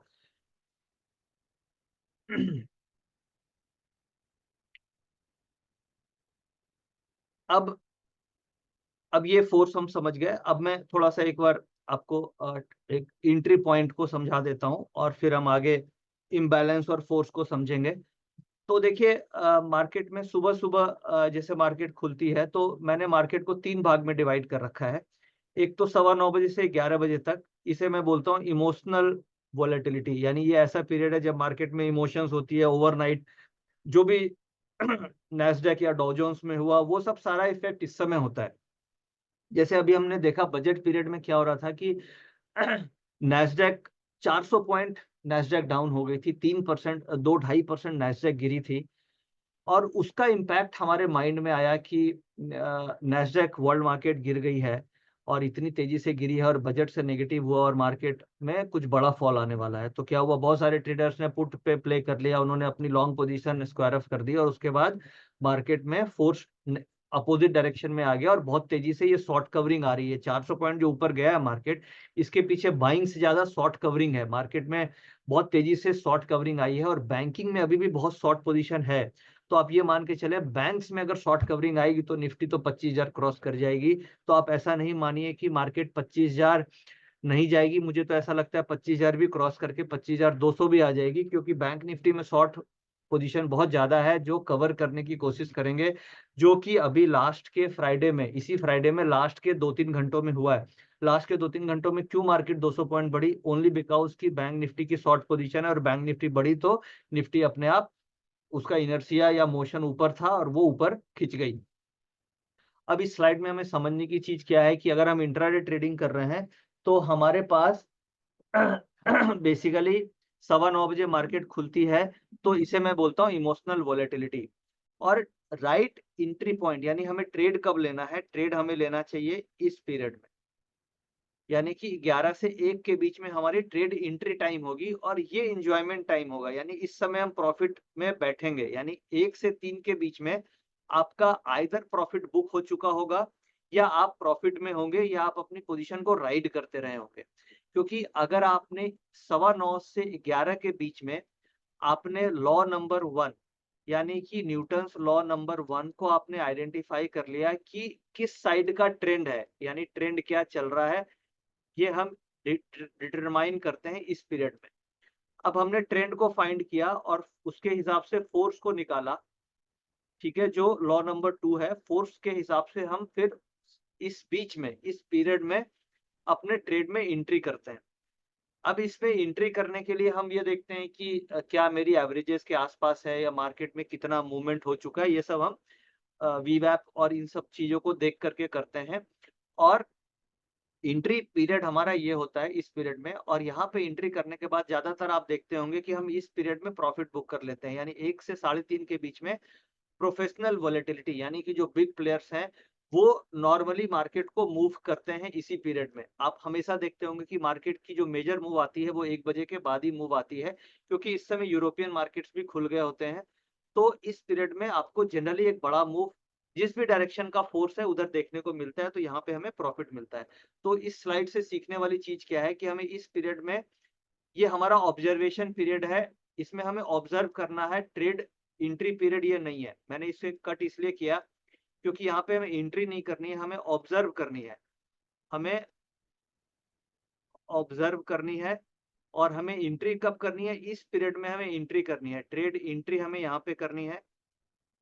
ये हमारा एंट्री पीरियड हो गया, और इस समय हमारा प्रॉफिट बुक करने वाला पीरियड हो गया। प्रॉफिट, या अगर हमारा लॉस हो गया या स्टॉप लॉस ट्रिगर हो गया, तो इस पीरियड में जनरली हमारा लॉस या प्रॉफिट बुक करने का पीरियड होता है। तो इस तरीके से मैंने मार्केट को 3 भागों में डिवाइड किया है और आप इस तरीके से इसे समझ सकते हैं। अब एक बार फिर से हम लॉ ऑफ मोशन में आते हैं। बेसिकली जब हम न्यूटन्स लॉ को स्टडी करते हैं तो मार्केट में पूरा गेम मोशन का ही है कि मोशन किधर है। और लॉ ऑफ इनर्शिया ये बोलती है कि जब तक उसको रेसिस्टेंस नहीं मिलेगा वो अपना मोशन चेंज नहीं करेगा। यानी object is free to move and will move once acted upon by the force. यानी कि जब तक उसे फोर्स नहीं मिलेगा, लॉ ऑफ इनर्शिया ये बोलता है कि वो उस डायरेक्शन में चलता रहेगा। जैसे कि प्राइस खुला, सुबह सुबह 9:15 बजे मार्केट खुली और मार्केट आपको मान के चलिए 10 पॉइंट ऊपर खुली, फॉर एग्जांपल 10 पॉइंट ऊपर खुली। तो 10 पॉइंट ऊपर खुलेगी यानी वो ऊपर खुली, कल की क्लोजिंग से ऊपर खुली, यानी वो पॉजिटिव इनर्शिया है। पॉजिटिव इनर्शिया है तो वो अगर उसमें कोई फोर्स नहीं लगेगा तो क्या होगा, वो 10 से 15 हो जाएगी, 15 से 16 हो जाएगी, 16 से 17, 20, 21, 22, 23, इस तरीके से पॉजिटिव इनर्शिया में चलती रहेगी। और अगर उसमें कोई फोर्स लग गया, which is called a velocity, अगर उसमें कोई फोर्स लगा उसमें, तो उसका डायरेक्शन क्या तो स्पीड अप हो जाएगा या वो रिवर्स कर जाएगी। तो स्पीड जो उसकी आएगी वो उसके मोशन को डिटरमाइन करेगी। और स्पीड को फाइंड करने के लिए हम चेंज इन ओपन इंटरेस्ट का इम्बैलेंस को ट्रैक करते हैं।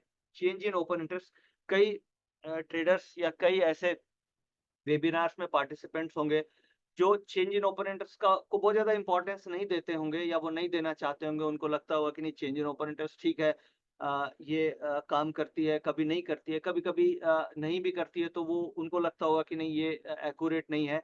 बट ये पूरा का पूरा साइंटिफिक है। अगर आप इसे देखेंगे तो ये मैंने, ऐसा नहीं है कि मैंने इसे डिराइव किया है, मैंने इसे बेसिकली साइंस के साथ कोरिलेट करने की कोशिश करी है कि अगर न्यूटन्स लॉ लाइफ में काम करते हैं तो अगर हम उसे चेंज इन ओपन इंटरेस्ट या सेम फोर्स मार्केट में भी काम कर रही है और उसे हम अगर साइंटिफिकली देखें तो क्या हमें ऑप्शन ट्रेडिंग में प्रॉफिट बन सकता है या नहीं बन सकता है। तो बेसिकली ये चेंज इन ओपन इंटरेस्ट से आपको मार्केट का फोर्स जो मोशन को डिटरमाइन करती है।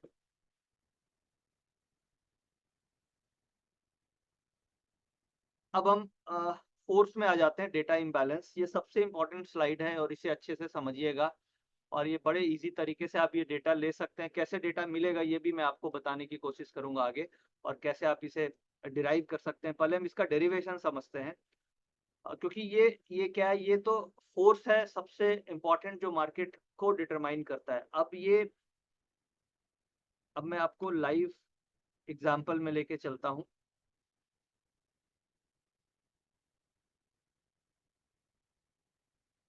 अ,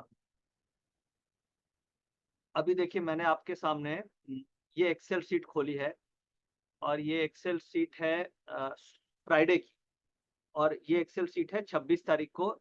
26 तारीख को अब हमें कैसे करना है, अब आप इसे समझे साइंटिफिक तरीके से। लॉ 1, लॉ 2 और लॉ 3। लॉ 3 है कि inertia, inertia, law of inertia हो गया। सेकंड हो गया मोशन, मोशन, मोशन। और थर्ड हो गया action and reaction, action and, action and reaction. ठीक है।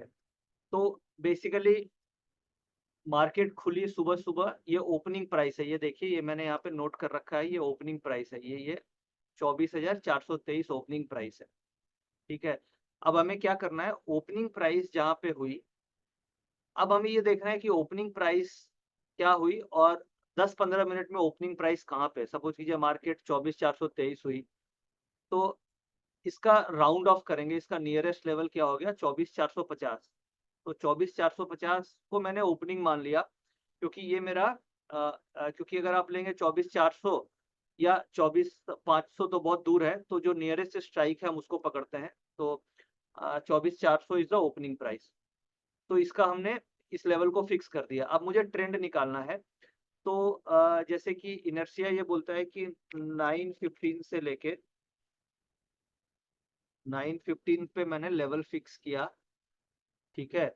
और 11 बजे, 11 बजे तो ये लेवल था मेरा 24,000, मान लीजिए ये लेवल था मेरा, ये 24,430, और 11 बजे मैंने देखा 24,500 हो गया। ठीक है, तो अब आप देखिए ये डिफरेंस कितना हो गया, ये मोटा ये डिफरेंस आ गया आपका, पॉजिटिव डिफरेंस हो गया। ये पॉजिटिव डिफरेंस 77 पॉइंट का हो गया। हो सकता है 11 बजे ज्यादा मूव कर गई होगी, मैंने एक एग्जांपल ले लिया कि 77, तो आपका इनर्सिया, हम लॉ नंबर 1 स्टडी कर रहे हैं, ये इनर्सिया क्या था, दिस इज अ अप, ये बेसिकली अप इनर्सिया है। ठीक है, अब हमें इसके फोर्स को फाइंड करना है, तो ये जो इनर्सिया है ये दिस इज अ अप।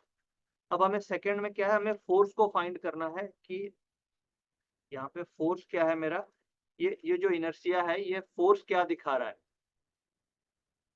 तो उससे मोशन हम फाइंड कर सकते हैं कि ये ऊपर की तरफ मूव करेगा नीचे। अब इसे हम कैसे करते हैं, इसके लिए हम ट्रैक करते हैं ये चेंज इन ओपन इंटरेस्ट। आप यहाँ पे देख पा रहे हैं ये चेंज इन ओपन इंटरेस्ट, ये चेंज इन ओपन इंटरेस्ट आपको दिख रहा है, और यहाँ पे change in open interest put का दिख रहा है। ये चेंज इन ओपन इंटरेस्ट हो गया कॉल्स का, और चेंज इन ओपन इंटरेस्ट इधर आ गया मेरा, ये दिस इज, ये सीओआई हो गया, ये पुट्स का है, ये सीओआई पुट्स का हो गया, पुट्स सीओआई।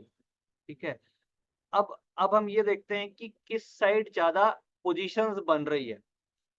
ठीक है, इसे आप समझे ऐसे, जैसे चेंज इन ओपन इंटरेस्ट है तो ये कॉल साइड में, ये जिस लेवल पे मार्केट खुली वहां से हम देखेंगे बेसिकली। तो अब आपके सामने स्ट्राइक दो ऊपर दो नीचे हो गई, इसका चेंज इन ओपन इंटरेस्ट अगर मैं इसको सम करूं तो ये नेगेटिव है, ये नेगेटिव चेंज हो गया कॉल्स में। और आप पुट्स में देखेंगे तो ये पॉजिटिव चेंज है, कितना है 72 लैक्स का, इन तीनों को मैंने सम किया तो ये पॉजिटिव चेंज है। तो यहाँ पे call change in open interest, put change in open interest, ये मैंने निकाला टोटल का। अब ये इसको फॉर्मूला में इस तरीके से हम यूज करते हैं, ये देखिए यहाँ पे क्या किया हमने, ये change in open interest calls का सम कर दिया, और मैंने change in open interest puts का सम कर दिया, तो ये मुझे मिल गया टोटल ओपन इंटरेस्ट, टोटल मिल गया 32 लाख। और मैंने क्या किया, एक फॉर्मूला लगाया कि change in open interest calls divided by total, तो ये 18% निकल गया। और मैंने लगाया पुट का टोटल डिवाइडेड बाई ये ओपन इंटरेस्ट डिवाइडेड,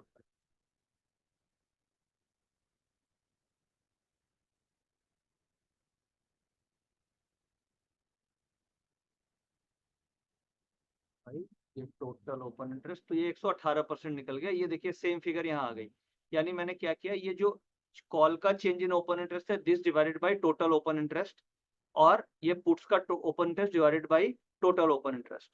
तो ये इसको हम बेसिकली हम फोर्स निकालने की कोशिश कर रहे हैं, इम्बैलेंस कितना है। ठीक है, अब देखिए यहाँ पे मेरी वॉइस आ रही है, यहाँ पे मैंने इम्बैलेंस निकाला।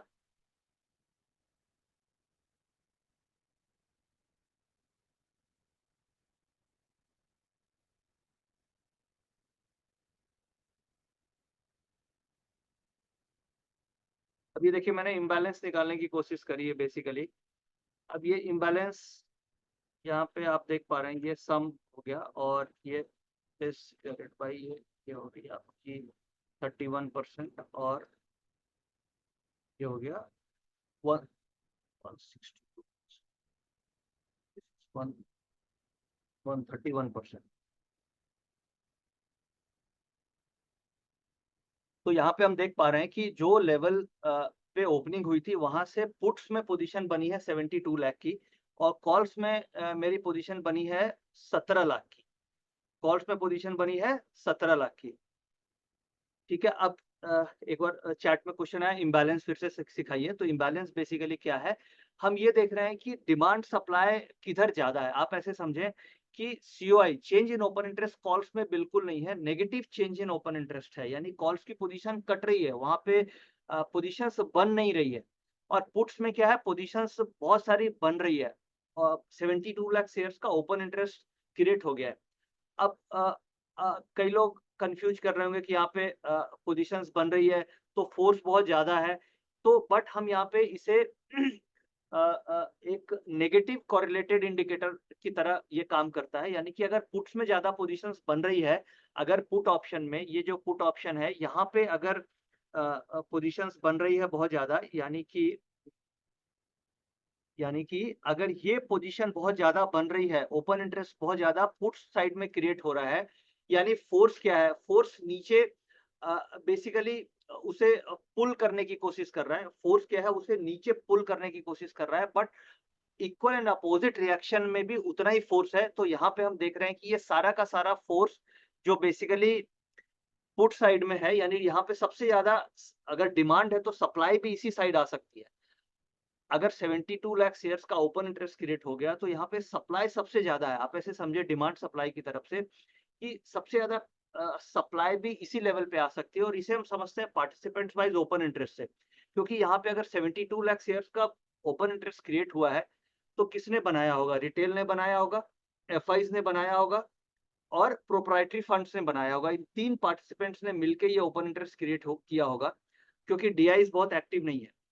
और इन तीनों पार्टिसिपेंट्स में जब option trading zero sum game है तो कौन जीतेगा? जो स्ट्रॉन्गर हैंड है वो जीतेगा, क्योंकि अल्टीमेटली ऑब्जेक्टिव रिटेल का भी प्रॉफिट कमाना है, एफआईज का भी प्रॉफिट कमाना है और प्रोप्राइटरी का भी प्रॉफिट कमाना है।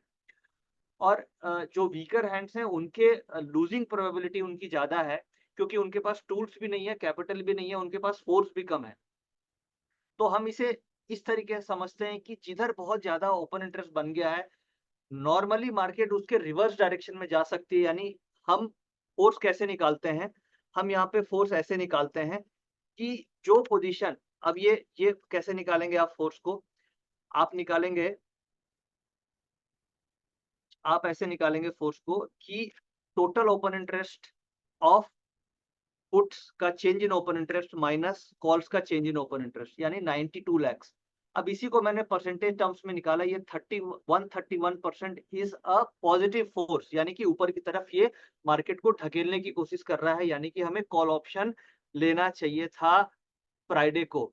अब अभी तो जैसे हम लोग डेटा देख रहे हैं 3:30 बजे का बाद का, तो आपके मन में क्वेश्चन आया होगा कि 3:30 बजे तो मार्केट बढ़ गई तो ऐसा फोर्स होगा। बट अगर आप इस डेटा को 11 बजे देख रहे होते तो ये जो फोर्स था 11 बजे, वो उस समय ये फोर्स क्या था? उस समय ये 50% पॉजिटिव फोर्स था। तो उस समय भी आपको यही इंटरप्रिटेशन मिलता कि मुझे तेजी की तरफ खेलना है।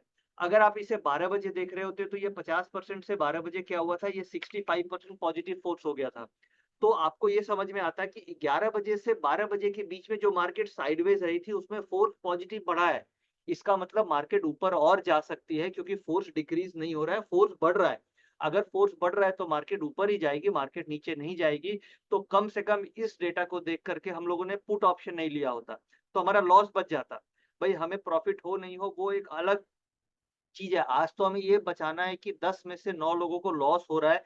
तो first priority is not to lose, second priority is to make money. तो हमारी जो फर्स्ट प्रायोरिटी थी कि अगर हम इस डेटा को देख रहे होते तो हम रिवर्स डायरेक्शन में नहीं जाते तो हमारा लॉस नहीं होता, और अगर हम सही डायरेक्शन में होते तो हम मंजिल की तरफ पहुंच जाते, हम प्रॉफिट बना ही लेते हर कंडीशन में। तो law number 2, law of motion, ये बोलता है कि जो फोर्स है, इनर्शिया हमें बोल दिया कि ऊपर है, तो हम फोर्स पे फोकस कर रहे हैं और फोर्स हमारा ऊपर जा रहा है, तो हम ट्रेड लेने में हम कॉल साइड फोकस करेंगे। और थर्ड लॉ ये बोलता है कि एक्शन एंड रिएक्शन, उसे हम आगे एग्जांपल्स के थ्रू समझने की कोशिश करते हैं। तो ये आपको अभी समझ में आ गया हो कि फोर्स हम कैसे कैलकुलेट करेंगे और चेंज इन ओपन इंटरेस्ट का डेटा किस तरीके से देखेंगे। और इसके लिए आपके पास एट द मनी प्लस एक स्ट्राइक ऊपर एक स्ट्राइक नीचे इतना सफिशियंट है। आप सेम मेथड को आप निफ्टी में भी लगा सकते हैं, बैंक निफ्टी में भी लगा सकते हैं, फिन निफ्टी में भी लगा सकते हैं, सेंसेक्स में भी लगा सकते हैं, और रिलायंस, इंफोसिस, टीसीएस, किसी भी चीज में, किसी भी इंस्ट्रूमेंट में अगर आप ट्रेड कर रहे हैं तो this is a universal law, Newton's law. ऐसा नहीं है कि एक इंस्ट्रूमेंट में लगेगा दूसरे इंस्ट्रूमेंट में नहीं लगेगा, ये लाइफ के हर हर चीज में ये एप्लीकेबल है। Newton's third law, law 1 2 3। इसलिए ये आप किसी भी इंस्ट्रूमेंट में, करेंसी में यूज कर सकते हैं। आप करेंसी तो अभी ट्रेड नहीं हो रही है, आप कमोडिटीज में, किसी भी कमोडिटी में, गोल्ड जिसमें ऑप्शंस है, सिल्वर जिसमें ऑप्शंस है, क्रूड ऑयल, किसी भी इंस्ट्रूमेंट में आप ट्रेड कर सकते हैं इस लॉ को यूज कर करके। अब आगे हम फिर से प्रेजेंटेशन में आते हैं, और मुझे ऐसा लगता है कि ये लॉ, ये कैसे हम फोर्स निकालेंगे आपको समझ में आ गया होगा। फिर भी मैं इस वीडियो को यूट्यूब चैनल पे अपलोड कर दूंगा, आप चाहें तो वहाँ पे दोबारा इस वीडियो को देख सकते हैं, और कोई भी कंफ्यूजन है तो वहाँ पे कमेंट में आप मेरे से क्वेश्चन पूछ सकते हैं, मैं आपको रिस्पॉन्ड कर दूंगा कि अगर कोई आपको कंफ्यूजन होती है तो।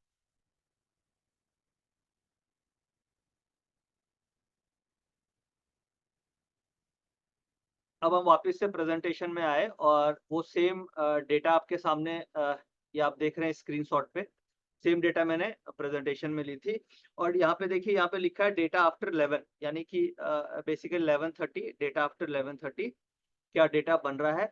और यही डेटा मैंने टेलीग्राम चैनल में शेयर भी किया था, वो अभी मैं आपको दिखाने की कोशिश करता हूँ किस तरीके से डेटा उस समय, क्या परसेंटेज ऑफ डेटा उस समय था जब 11:30 हो रहे थे। एक बार हम जस्ट स्लाइड में समझ लेते हैं, फिर आगे वो हम डेटा भी देख लेंगे कि क्या डेटा हमारा 11:30 के आसपास था।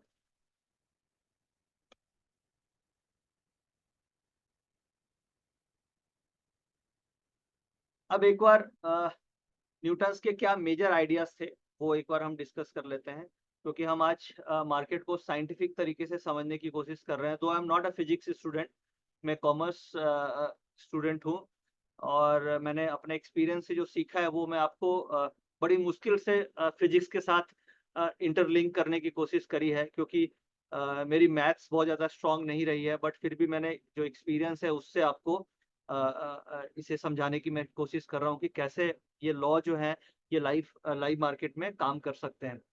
न्यूटन्स ने एक्सप्लेन किया था कि balance of forces affect the object movement, यानी कि अगर फोर्स बैलेंस्ड होगा तो क्या होगा, वो एट रेस्ट होगी, कांस्टेंट स्पीड पे चलती रहेगी, जो हम लोगों ने लॉ ऑफ इनर्शिया में सीखा। और अगर स्पीड को अप या डाउन या स्लो या होना है तो उसके लिए चेंज इन डायरेक्शन अगर होना है तो उसमें अनबैलेंस फोर्स आना चाहिए, अनबैलेंस। अब जैसे कई बार हम लोग लाइव मार्केट में ये डेटा डिस्कस करते हैं कि कॉल का सीओआई कॉल और सीओआई पुट, ठीक है, इन दोनों का अगर सपोज किए यहाँ पे 20% है और यहाँ पे 30% है डिफरेंस, तो डिफरेंस इज ओनली 10%। तो इसे हम क्या बोलते हैं, ये ये क्या बैलेंस्ड हो गया, क्योंकि 10% ही फोर्स का डिफरेंस है। तो इसे हम बैलेंस्ड पीसीआर बोलते हैं, बैलेंस फोर्स बोलते हैं। तो यहाँ पे क्या होगा, साइडवेज होगा, रेस्ट और कांस्टेंट मोशन वाली मार्केट होगी।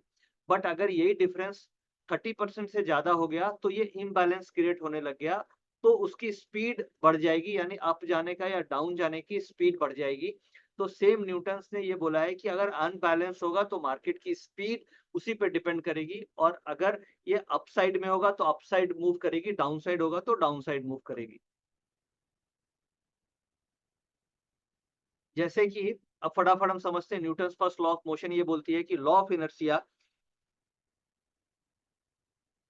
ये बोल रहा है कि object in motion will stay in motion, that is trend is your friend.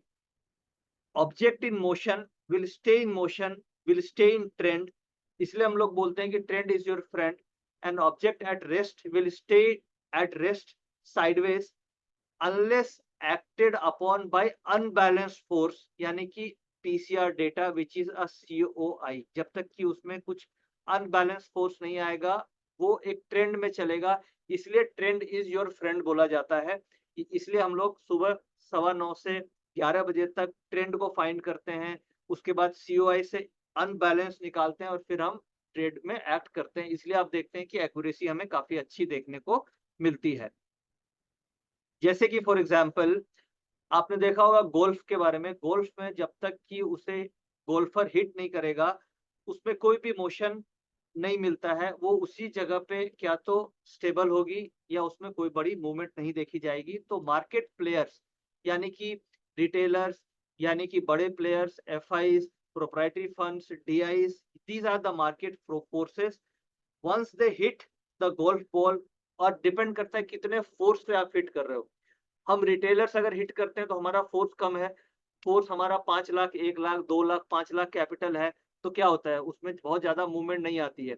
But जब एफ आईज आकर के बड़ी ओपन इंटरेस्ट क्रिएट करते हैं 10 लाख, 20 लाख, और हम 100 करोड़, 200 करोड़ के साथ फोर्स करते हैं तो मार्केट में बड़ी मूवमेंट आती है, और मार्केट एक डायरेक्शन में बहुत तेजी से मूव करती है। तो वो जो फोर्स है वो मार्केट प्लेयर का फोर्स हम आइडेंटिफाई कैसे करते हैं, चेंज इन ओपन इंटरेस्ट के थ्रू। बहुत तरीके हो सकते हैं इसे आइडेंटिफाई करने के। इसके एक तरीका वॉल्यूम्स भी है, बहुत लोग वॉल्यूम्स को यूज करते हैं, बट मार्केट प्लेयर का जो हम लोग यूज कर रहे हैं वो चेंज इन ओपन इंटरेस्ट के थ्रू आप इस फोर्स को आइडेंटिफाई कर सकते हैं। और change in open interest one of the most reliable and accurate मुझे लगा ये फोर्स है जिससे आपकी प्रिडिक्शन काफी हद तक सही हो सकती है। तो आप इस फोर्स को यूज कर सकते हैं। अब जैसे लॉ ऑफ सेकेंड लॉ ये बोलता है लॉ ऑफ एक्सलेरेशन, यानी कि मूवमेंट कितनी फास्ट हो रही है। उसके लिए state that acceleration of an object with constant mass that is open interest is proportional to the net force action, यानी जितना ज्यादा उसमें फोर्स लगेगा उतनी तेजी से ये मूव करेगा। अब क्या है, हम लोग थोड़ा साइंटिफिक टर्म यूज कर रहे हैं, हो सकता है ये आपको कॉम्प्लिकेटेड लग रहा हो, बट मेरा ऑब्जेक्टिव कॉम्प्लिकेटेड वर्ड्स को यूज करना नहीं है। मेरा ऑब्जेक्टिव ये है कि साइंटिफिकली हम ये प्रूव कर पाए कि हम जिस बिजनेस में हैं वो एक तरीके का साइंटिफिक तरीके से हम उसको ट्रेडिंग करने की कोशिश कर रहे हैं। हम कोई रैंडम ट्रेडिंग स्ट्रेटजी के साथ ट्रेडिंग नहीं कर रहे हैं, हम एक साइंटिफिक टेस्टेड प्रूवन और एक्यूरेट मेथड के साथ स्टॉक मार्केट में ऑप्शन में ट्रेडिंग कर रहे हैं। तो क्या है कि एक्सलेरेशन उसी डायरेक्शन में आती है जिस डायरेक्शन में फोर्स लगता है, और सेम डायरेक्शन में नेट फोर्स के हिसाब से यानी net change in open interest के हिसाब से हम ट्रेड लेते हैं। जैसे कि फॉर एग्जांपल आपने, जैसे हमने कार का एग्जांपल लिया था कि जिस तरीके का इंजन होगा उस तरीके का मार्केट में एक्सेलरेशन आएगा। Car accelerates forward since the force due to its engine force. Engine में जो फोर्स होगा यहाँ पे क्या है, मनी का फोर्स है। यहाँ पे मनी मनी के फोर्स से मार्केट मूव करती है और गाड़ी मूव करती है इंजन के फोर्स से। तो जो रोड का फ्रिक्शन है उस फ्रिक्शन से ज्यादा, फ्रिक्शन इज अगेन, हम लोगों ने साइंस में पढ़ा होगा कि फ्रिक्शन जैसे क्या होता है, अब कई रोड अच्छे नहीं होते हैं, अब कुछ हाईवेज होंगे जहाँ पे गाड़ी को फ्रिक्शन कम मिलती है क्योंकि रोड बहुत अच्छा होता है। तो फ्रिक्शन कम होने के कारण आप देखते हैं गाड़ी की स्पीड ज्यादा होती है। अब जो एरोप्लेन है उसकी speed 600 kilometre 700 kilometre per hour क्यों होती है, क्योंकि एयर में फ्रिक्शन कम होता है इसलिए, और इंजन में पावर ज्यादा होता है तो उसकी स्पीड ज्यादा होती है। रोड पे मैक्सिमम स्पीड 100 के आसपास जाते जाते हमें लगता है कि बहुत स्पीड में गाड़ी चल रही है क्योंकि रोड में फ्रिक्शन होता है। वहीं ट्रेन की स्पीड आप देखते होंगे, वंदे भारत 150 की स्पीड में चलती है, फिर भी पता नहीं चलता है। रीजन इज कि वहां पे पटरी पे फ्रिक्शन कम मिलती है और इंजन का पावर ज्यादा होता है। तो इट ऑल डिपेंड्स कि फ्रिक्शन कैसा है और पावर कैसा है, और मार्केट की मूवमेंट उसी तरीके से होगी। तो अगर मनी मनी का पावर ज्यादा होगा यानी इंजन का पावर ज्यादा होगा, और फ्रिक्शन कम होगी यानी कि इनर्शिया प्रॉपर होगा, फ्रिक्शन कम होगी, तो उसी तरीके से वो मूव करेगा। तो स्टॉक मार्केट में सेम रूल 100% न्यूटन्स लॉ के हिसाब से मार्केट चलती है और वही चीज काम करती है। तो हमें कुछ नहीं करना है, हमें इंजन का पावर देखना है और कितना पावर है, और वो हमें मिलता है चेंज इन ओपन इंटरेस्ट से। और फिर हमें किस डायरेक्शन में ट्रेंड चल रहा है वो ये दो चीज आइडेंटिफाई कर लेना है, और उसके बाद हमें ट्रेड में एंट्री कर लेनी है। तो प्रॉफिट आना बिल्कुल तय है कि आप प्रॉफिट बना सकते हो। और इंडेक्स का डिमांड और सप्लाई ही सब कुछ मार्केट को डिटरमाइन करता है, जिसे हम चेंज इन ओपन इंटरेस्ट से फाइंड आउट कर लेते हैं। अब जैसे ये देखिए, ये चार्ट है आपको फ्राइडे का। अब मैं आपको लाइव मार्केट में लेकर के चलता हूँ। लाइव डेटा हम समझते हैं, कुछ एग्जांपल्स देखते हैं, और फिर नेक्स्ट 10-15 मिनट में हम क्वेश्चन आंसर में मूव करेंगे। अब ये देखिए, ये 26 तारीख का डेटा आपके सामने मैंने खोला है।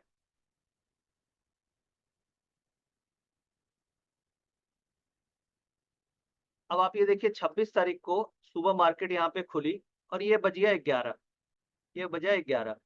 ठीक है, अब हमें लॉ वन से हमें क्या करना है, लॉ वन से हमें डिसाइड करना है कि ट्रेंड क्या है। तो अगर आप ये इस समय से इतने बजे तक का अगर आप चार्ट देख रहे होंगे तो आपको ये समझ में आ जाएगा कि हायर हाइज बन रहे हैं, यानी हाई बन रहा है, हायर लोज बन रहे हैं।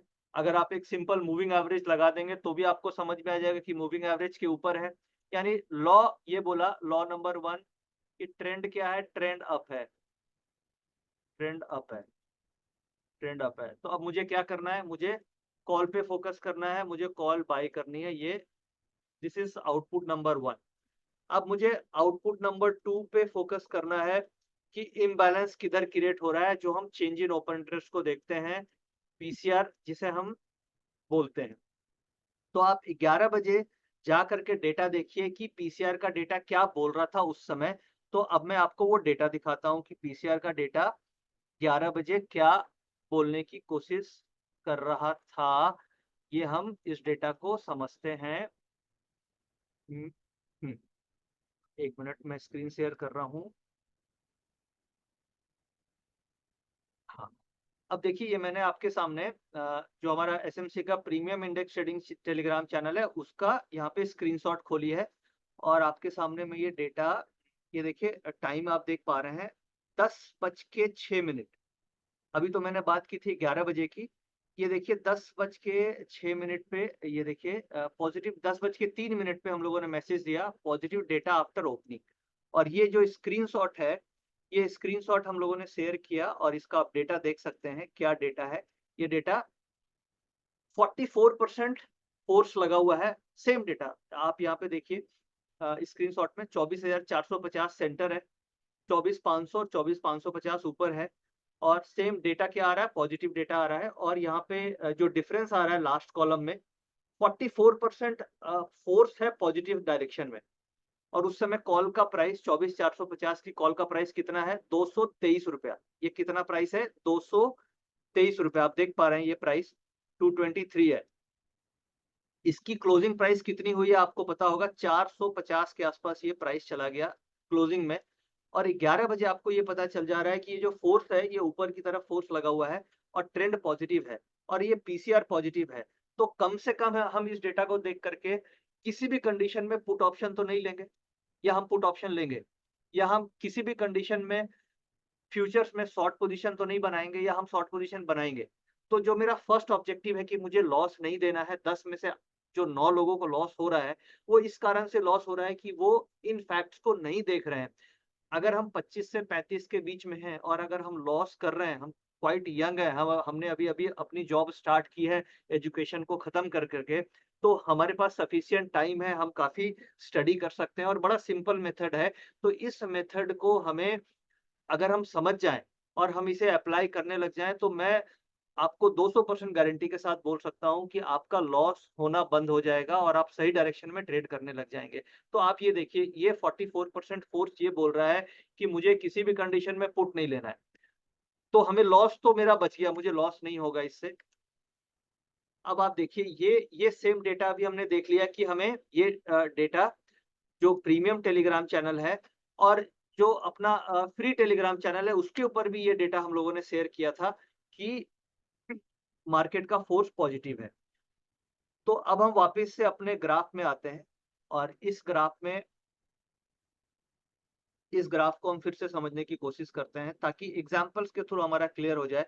तो हमने सुबह 9 से 11 के बीच में यहाँ तक हमें डिसीजन मिल गया कि ट्रेंड क्या है, ट्रेंड अप है, ठीक है। This is law number 1। फिर लॉ नंबर 2 हमें ये मिल गया कि मोशन का जो फोर्स है दैट इज ऑल्सो अप है, ठीक है। अब अब आता है law of action and reaction which is a third law of Newton, law of action and reaction, जिसे हम बोलते हैं इंट्री, ठीक है। अब क्या लॉ ऑफ थर्ड लॉ ये बोलता है, थर्ड लॉ ये बोलता है कि हर एक्शन का अपोजिट रिएक्शन होता है। यानी कि सपोज कीजिए हम अपनी बॉडी को यहाँ पे टच करते हैं तो हमारी बॉडी से एक फीलिंग आती है कि बॉडी में प्रेशर आ रहा है, ठीक है। तो वो क्या, that is a law of action and reaction.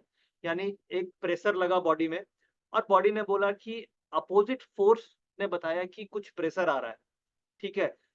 तो every action there is equal and opposite reaction. हम अगर किसी को एब्यूसिव लैंग्वेज यूज करते हैं तो सामने वाला भी उसके क्या तो वो माइंड में कुछ नेगेटिव रिएक्शन होगा, या वो हमें कुछ वो भी हमें एब्यूसिव लैंग्वेज बोलेगा, या वो गुस्सा करेगा। तो to every action there is equal and opposite reaction. Rocket जो है, रॉकेट स्पेस में कैसे जाता है, उसमें दो फोर्स होते हैं, एक नीचे से फोर्स होता है और दूसरा स्पेस का फोर्स होता है। तो नीचे से फोर्स लगता है तो वो ऊपर पुल पुल करता है उसको। सेम स्टॉक मार्केट में भी क्या होता है कि अगर मार्केट ऊपर की तरफ मूव करेगी तो बायर है, ठीक है। और ऊपर के लेवल पे सेलर्स भी होते हैं क्योंकि इक्वल बायर इक्वल सेलर्स हैं। तो वो एक्शन एंड छोटा सा रिएक्शन, एक्शन एंड रिएक्शन, इसी तरीके से मार्केट आप देखते हो जिग जैग ऐसे मूव करती है। Why market moves in this manner, why not market moves like this? क्योंकि same Newton's law, action reaction, action reaction. तो हम लोग जनरली रिएक्शन, ये दिस इज अ रिएक्शन, ये वीवैप इज अ रिएक्शन और ये ब्रेकआउट इज अ एक्शन। तो क्या होगा, अगर फोर्स पॉजिटिव होगा तो एवरी रिएक्शन का next action will be positive. Suppose कीजिए हमें फ्राइडे को बड़ा रिएक्शन नहीं मिला तो हमें एंट्री नहीं मिली, वो एक अलग केस है। बट जनरली क्या होगा, अगर ये पॉजिटिव रिएक्शन एक्शन है तो इसका रिएक्शन जो होगा ये वीवैप के आसपास अगर हमें एंट्री मिलेगी तो वो बेस्ट रिएक्शन होगा। क्योंकि अगर फोर्स मोशन पॉजिटिव है, ट्रेंड पॉजिटिव है, तो यहाँ से प्रोबेबिलिटी क्या होगा, इस लेवल से जो एक्शन आने की प्रोबेबिलिटी क्या होगी, वो अपसाइड होगी, क्योंकि ये दोनों चीज पॉजिटिव है। तो न्यूटन्स का थर्ड लॉ ये बोलता है कि हर एक्शन का रिएक्शन होगा, और वो रिएक्शन क्या होगा ये हम मोशन और ट्रेंड से प्रेडिक्ट कर पाते हैं। तो इसलिए हमारी वीवैप की एंट्री होगी तो हमारी विनिंग प्रोबेबिलिटी ज्यादा होगी। आप ऐसा नहीं है कि आप इस लेवल पे एंट्री नहीं कर सकते, आप इस लेवल पे मोशन को देख करके, ट्रेंड को देख के आप एंट्री कर सकते हो, बट ये लो रिस्क एंट्री नहीं हुई। भाई कई ट्रेडर ऐसे हैं जो एग्रेसिव है, तो ठीक है आप वहां पे एंट्री करो, आप रिस्क लेकर के ट्रेड करो। बट जैसे मैं क्या हूं, मैं, मेरा जो नेचर है, मैं एक डिफेंसिव ट्रेडर हूं, मैं लो रिस्क हाई रिवार्ड या लो रिस्क ट्रेडिंग पे मैं बिलीव करता हूं। तो मेरी ये होती है कि हमें एंट्री रिएक्शन पे लें ताकि आपका रिस्क कम हो, क्योंकि मेरे ऊपर एक रिस्पॉन्सिबिलिटी है। कई ट्रेडर्स हैं जो मेरे साथ जुड़ के ट्रेड कर रहे हैं, तो मैं अफोर्ड नहीं कर सकता कि उनका लॉस हो जाए। इसलिए मैं कोशिश ये करता हूँ कि आपकी रिएक्शन पे आपको एंट्री ट्रेड दूं, ताकि आपको कम से कम स्ट्रेस के साथ आप प्रॉफिट बना पाओ। इसलिए हम रिएक्शन में एंट्री करने की कोशिश करते हैं इन तीनों रूल्स को फॉलो करते हुए। तो अब हमें इस एग्जांपल से ये समझ में आ गया होगा कि किस तरीके से ये रूल काम करता है। अब हम वापस से प्रेजेंटेशन में आते हैं और जस्ट फटाफट हम अपनी प्रेजेंटेशन को कंक्लूड करने की कोशिश करते हैं।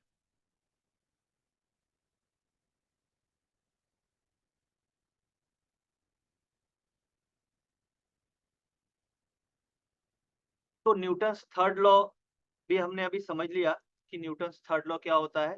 न्यूटन्स थर्ड लॉ बोलता है हर एक्शन का इक्वल एंड अपोजिट रिएक्शन होता है। Every action force has a reaction force and every equal size and opposite in direction. अब सपोज कीजिए,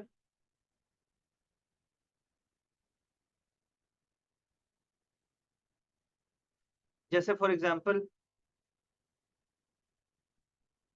जैसे ये देखिए, ये मैंने लाइव एग्जांपल लिया है और इसमें आप देख रहे हैं कि सेम एक और एग्जांपल के थ्रू हम समझने की कोशिश करते हैं।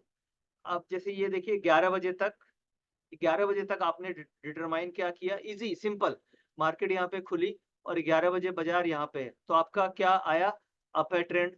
ठीक है, बड़ा सिंपल, हर आदमी कर सकता है, ट्रेंड अप है।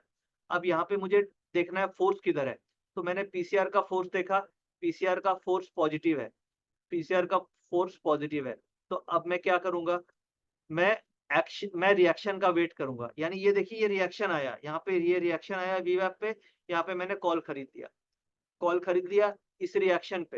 ये देखिए ये रिएक्शन आया, मैंने यहाँ पे कॉल खरीदी, और कॉल जैसे ही खरीदी इसका एक्शन, एक्शन क्या हो गया, पॉजिटिव साइड में एक्शन हुआ, पॉजिटिव साइड में एक्शन हुआ, पॉजिटिव साइड में एक्शन हुआ। क्यों पॉजिटिव साइड में एक्शन हुआ, क्योंकि ये जो ट्रेंड था ये अप था, और पीसीआर यानी जो फोर्स है, ये जो फोर्स था न्यूटन्स का सेकेंड लॉ, ये फोर्स क्या था, ये फोर्स भी पॉजिटिव था। ये दोनों चीज अगर पॉजिटिव थी तो मुझे केवल रिएक्शन पे बाय करना है, मुझे रिएक्शन पे बाय करना है, मुझे रिएक्शन पे बाय करना है।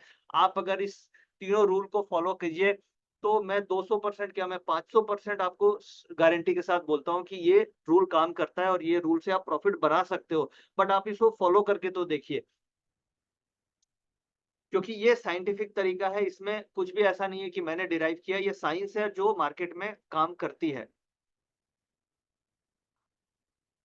अब हाँ, अब जैसे रॉकेट लॉन्च के बारे में हमने देखा होगा, सुना है हमने, रॉकेट लॉन्च जैसे होता है, तो उसमें भी क्या है, ये उसमें ये थर्ड लॉ के, न्यूटन्स थर्ड लॉ के कारण ही रॉकेट ऊपर की तरफ मूव करती है। जब जो शटल होता है, शटल जो होता है वो डाउनवर्ड फोर्स क्रिएट करती है और उसका रिएक्शन में सेम साइज में एक अपवर्ड फोर्स क्रिएट होता है जिसके कारण ये जो शटल है ये ऊपर की तरफ मूव करती है। तो जब रॉकेट ऊपर मूव कर सकता है तो हम क्यों नहीं रॉकेट बना सकते हैं, हम क्यों नहीं प्रॉफिट बना सकते हैं। आपने देखा होगा कि प्रॉफिट होता है तो कई लोग मार्केट में रॉकेट बनाते हैं। तो वो रॉकेट इसलिए बनाते हैं क्योंकि प्रॉफिट हो रहा है और वो सेम प्रिंसिपल यहाँ पे भी काम कर रही है जिसे हम यूज करके प्रॉफिट बना सकते हैं। जस्ट अब मैं कंक्लूड करता हूँ। It's a wrap. force and motion force and motion are force and motion are related because motion is the result of force. Motion is the result of force जितना ज्यादा रहेगा मोशन वैसा हमें देखना मिलेगा। Motion of an object depends on the balance of force, यानी motion कितना ज्यादा होगा ये उसके बैलेंस और इम्बैलेंस पे डिपेंड करता है, जिसे आप COI से बड़ी आसानी से फाइंड आउट कर सकते हैं। न्यूटन्स लॉ ऑफ मोशन हमने पढ़ा, लॉ 1, लॉ 2, लॉ 3। लॉ 1 बोलता है इनर्शिया, जिसे हम 11 बजे तक पकड़ते हैं। क्या ट्रेंड चल रहा है अप या down, trend is your friend. Law of acceleration जिसे हम COI से पकड़ते हैं, चेंज इन ओपन इंटरेस्ट। ये बैलेंस है कि इम्बैलेंस है ये हम फाइंड आउट करते हैं। Law of third law, law of action and reaction. Action का रिएक्शन पे हम बाय करते हैं, रिएक्शन का मतलब हो गया VWAP और एक्शन का मतलब हो गया क्या मूवमेंट आ रही है। तो इस एक्शन में भी आप ले सकते हैं। एक्शन में जो ब्रेकआउट ट्रेडर्स होते हैं ना उसे हम बोलते हैं एक्शन, यानी ब्रेकआउट हुआ और आपने एक्ट किया। और रिएक्शन होता है रिट्रेसमेंट, जैसे मैंने प्रीवियस वेबिनार में रिट्रेसमेंट पे बात करी थी, फिबोनाची रिट्रेसमेंट हम कैसे यूज करते हैं। तो फिबोनाची रिट्रेसमेंट का जो प्रिंसिपल है दैट इज अ रिएक्शन। और एक्शन क्या हुआ, एक्शन इज अ ब्रेकआउट। तो आप ब्रेकआउट ट्रेडर्स भी हो सकते हैं, आप रिएक्शन बेस्ड ट्रेडर भी हो सकते हैं, बट ऑप्शन मार्केट में ब्रेकआउट काम नहीं करता है क्योंकि वहां पे टाइम वैल्यू होती है। इसलिए एक्शन ट्रेडिंग ऑप्शन ट्रेडिंग में काम उतनी नहीं कारगर है जितनी कि रिएक्शन ट्रेडिंग कामगार है, जो कि फिबोनाची रिट्रेसमेंट हमने प्रीवियस वेबिनार में भी डिस्कस किया था। वो भी आप देख करके समझ सकते हैं कि किस तरीके से रिएक्शन ट्रेडिंग काम करती है। तो अब हमें समझ में आ गया होगा, जस्ट टू रैप, कि ये तीनों लॉ कितने अच्छे से स्टॉक मार्केट में परफेक्टली काम करते हैं, एकदम स्टेप बाय स्टेप। 1 यानी डन, 2 यानी डन, 3 यानी डन, यानी तीनों के तीनों लॉ बहुत अच्छे से मार्केट में 100% काम करते हैं और इसके हिसाब से हम प्रॉफिट बना सकते हैं। अब जैसे ये जो मेरे लॉस हैं जो मैंने डिराइव कर रखा है, ये यही तो लॉ है जो मैं आप लोगों को सर्कुलेट करता हूँ। ये मैंने न्यूटन्स लॉ को समझ के ही तो ये डिराइव किया, जो मैं आपके सामने हर दिन लेकर के आता हूँ कि trade after 11:30, identify trend with the PCR data, inter calls near VWAP, और आप ATM कॉल खरीदो। इसमें 2 ही रिस्क मैनेजमेंट हमने एडिशनल किया है कि जब आप ये तीनों रूल फॉलो कर लो, रूल 1, 2, 3 न्यूटन्स लॉ है, ये मेरे रूल्स नहीं है। और इसमें आप फिर प्रॉफिट ले लो 30-40 पॉइंट का, और स्टॉप लॉस आप रख लो 25-30 पॉइंट का। तो मुझे अब लगता है कि आपको ये पांचों रूल याद करना बहुत आसान हो गया, क्योंकि इसे हम लोगों ने कोरिलेट कर लिया न्यूटन्स के लॉ के थ्रू। अब अब मैं जस्ट कंक्लूड करता हूं। अगर आप मेरे साथ कांटेक्ट करना चाहते हैं, मेरे साथ जुड़े रहना चाहते हैं, तो एक तो तरीका है कि YouTube channel Nitin Murarka Nifty के निशानेबाज के नाम से है, आप अभी इसी समय ज्वाइन कर लें। आप YouTube में जाएं और सर्च करें नितिन मुरारका निफ्टी के निशानेबाज। वहां पे मैं ये जो आज का वेबिनार है इसका वीडियो मैं वहां पे अपलोड कर दूंगा, ताकि बाद में भी आप इसे रेफर कर सकें, हर समय सुन सकें, और कई ऐसे पॉइंट्स जो आज आपको समझ में नहीं आए होंगे वो आप उस YouTube चैनल में जा करके दोबारा इस रिकॉर्डिंग को सुन सकते हैं। मैं एक दिन बाद इसकी रिकॉर्डिंग दूंगा, कल दूंगा।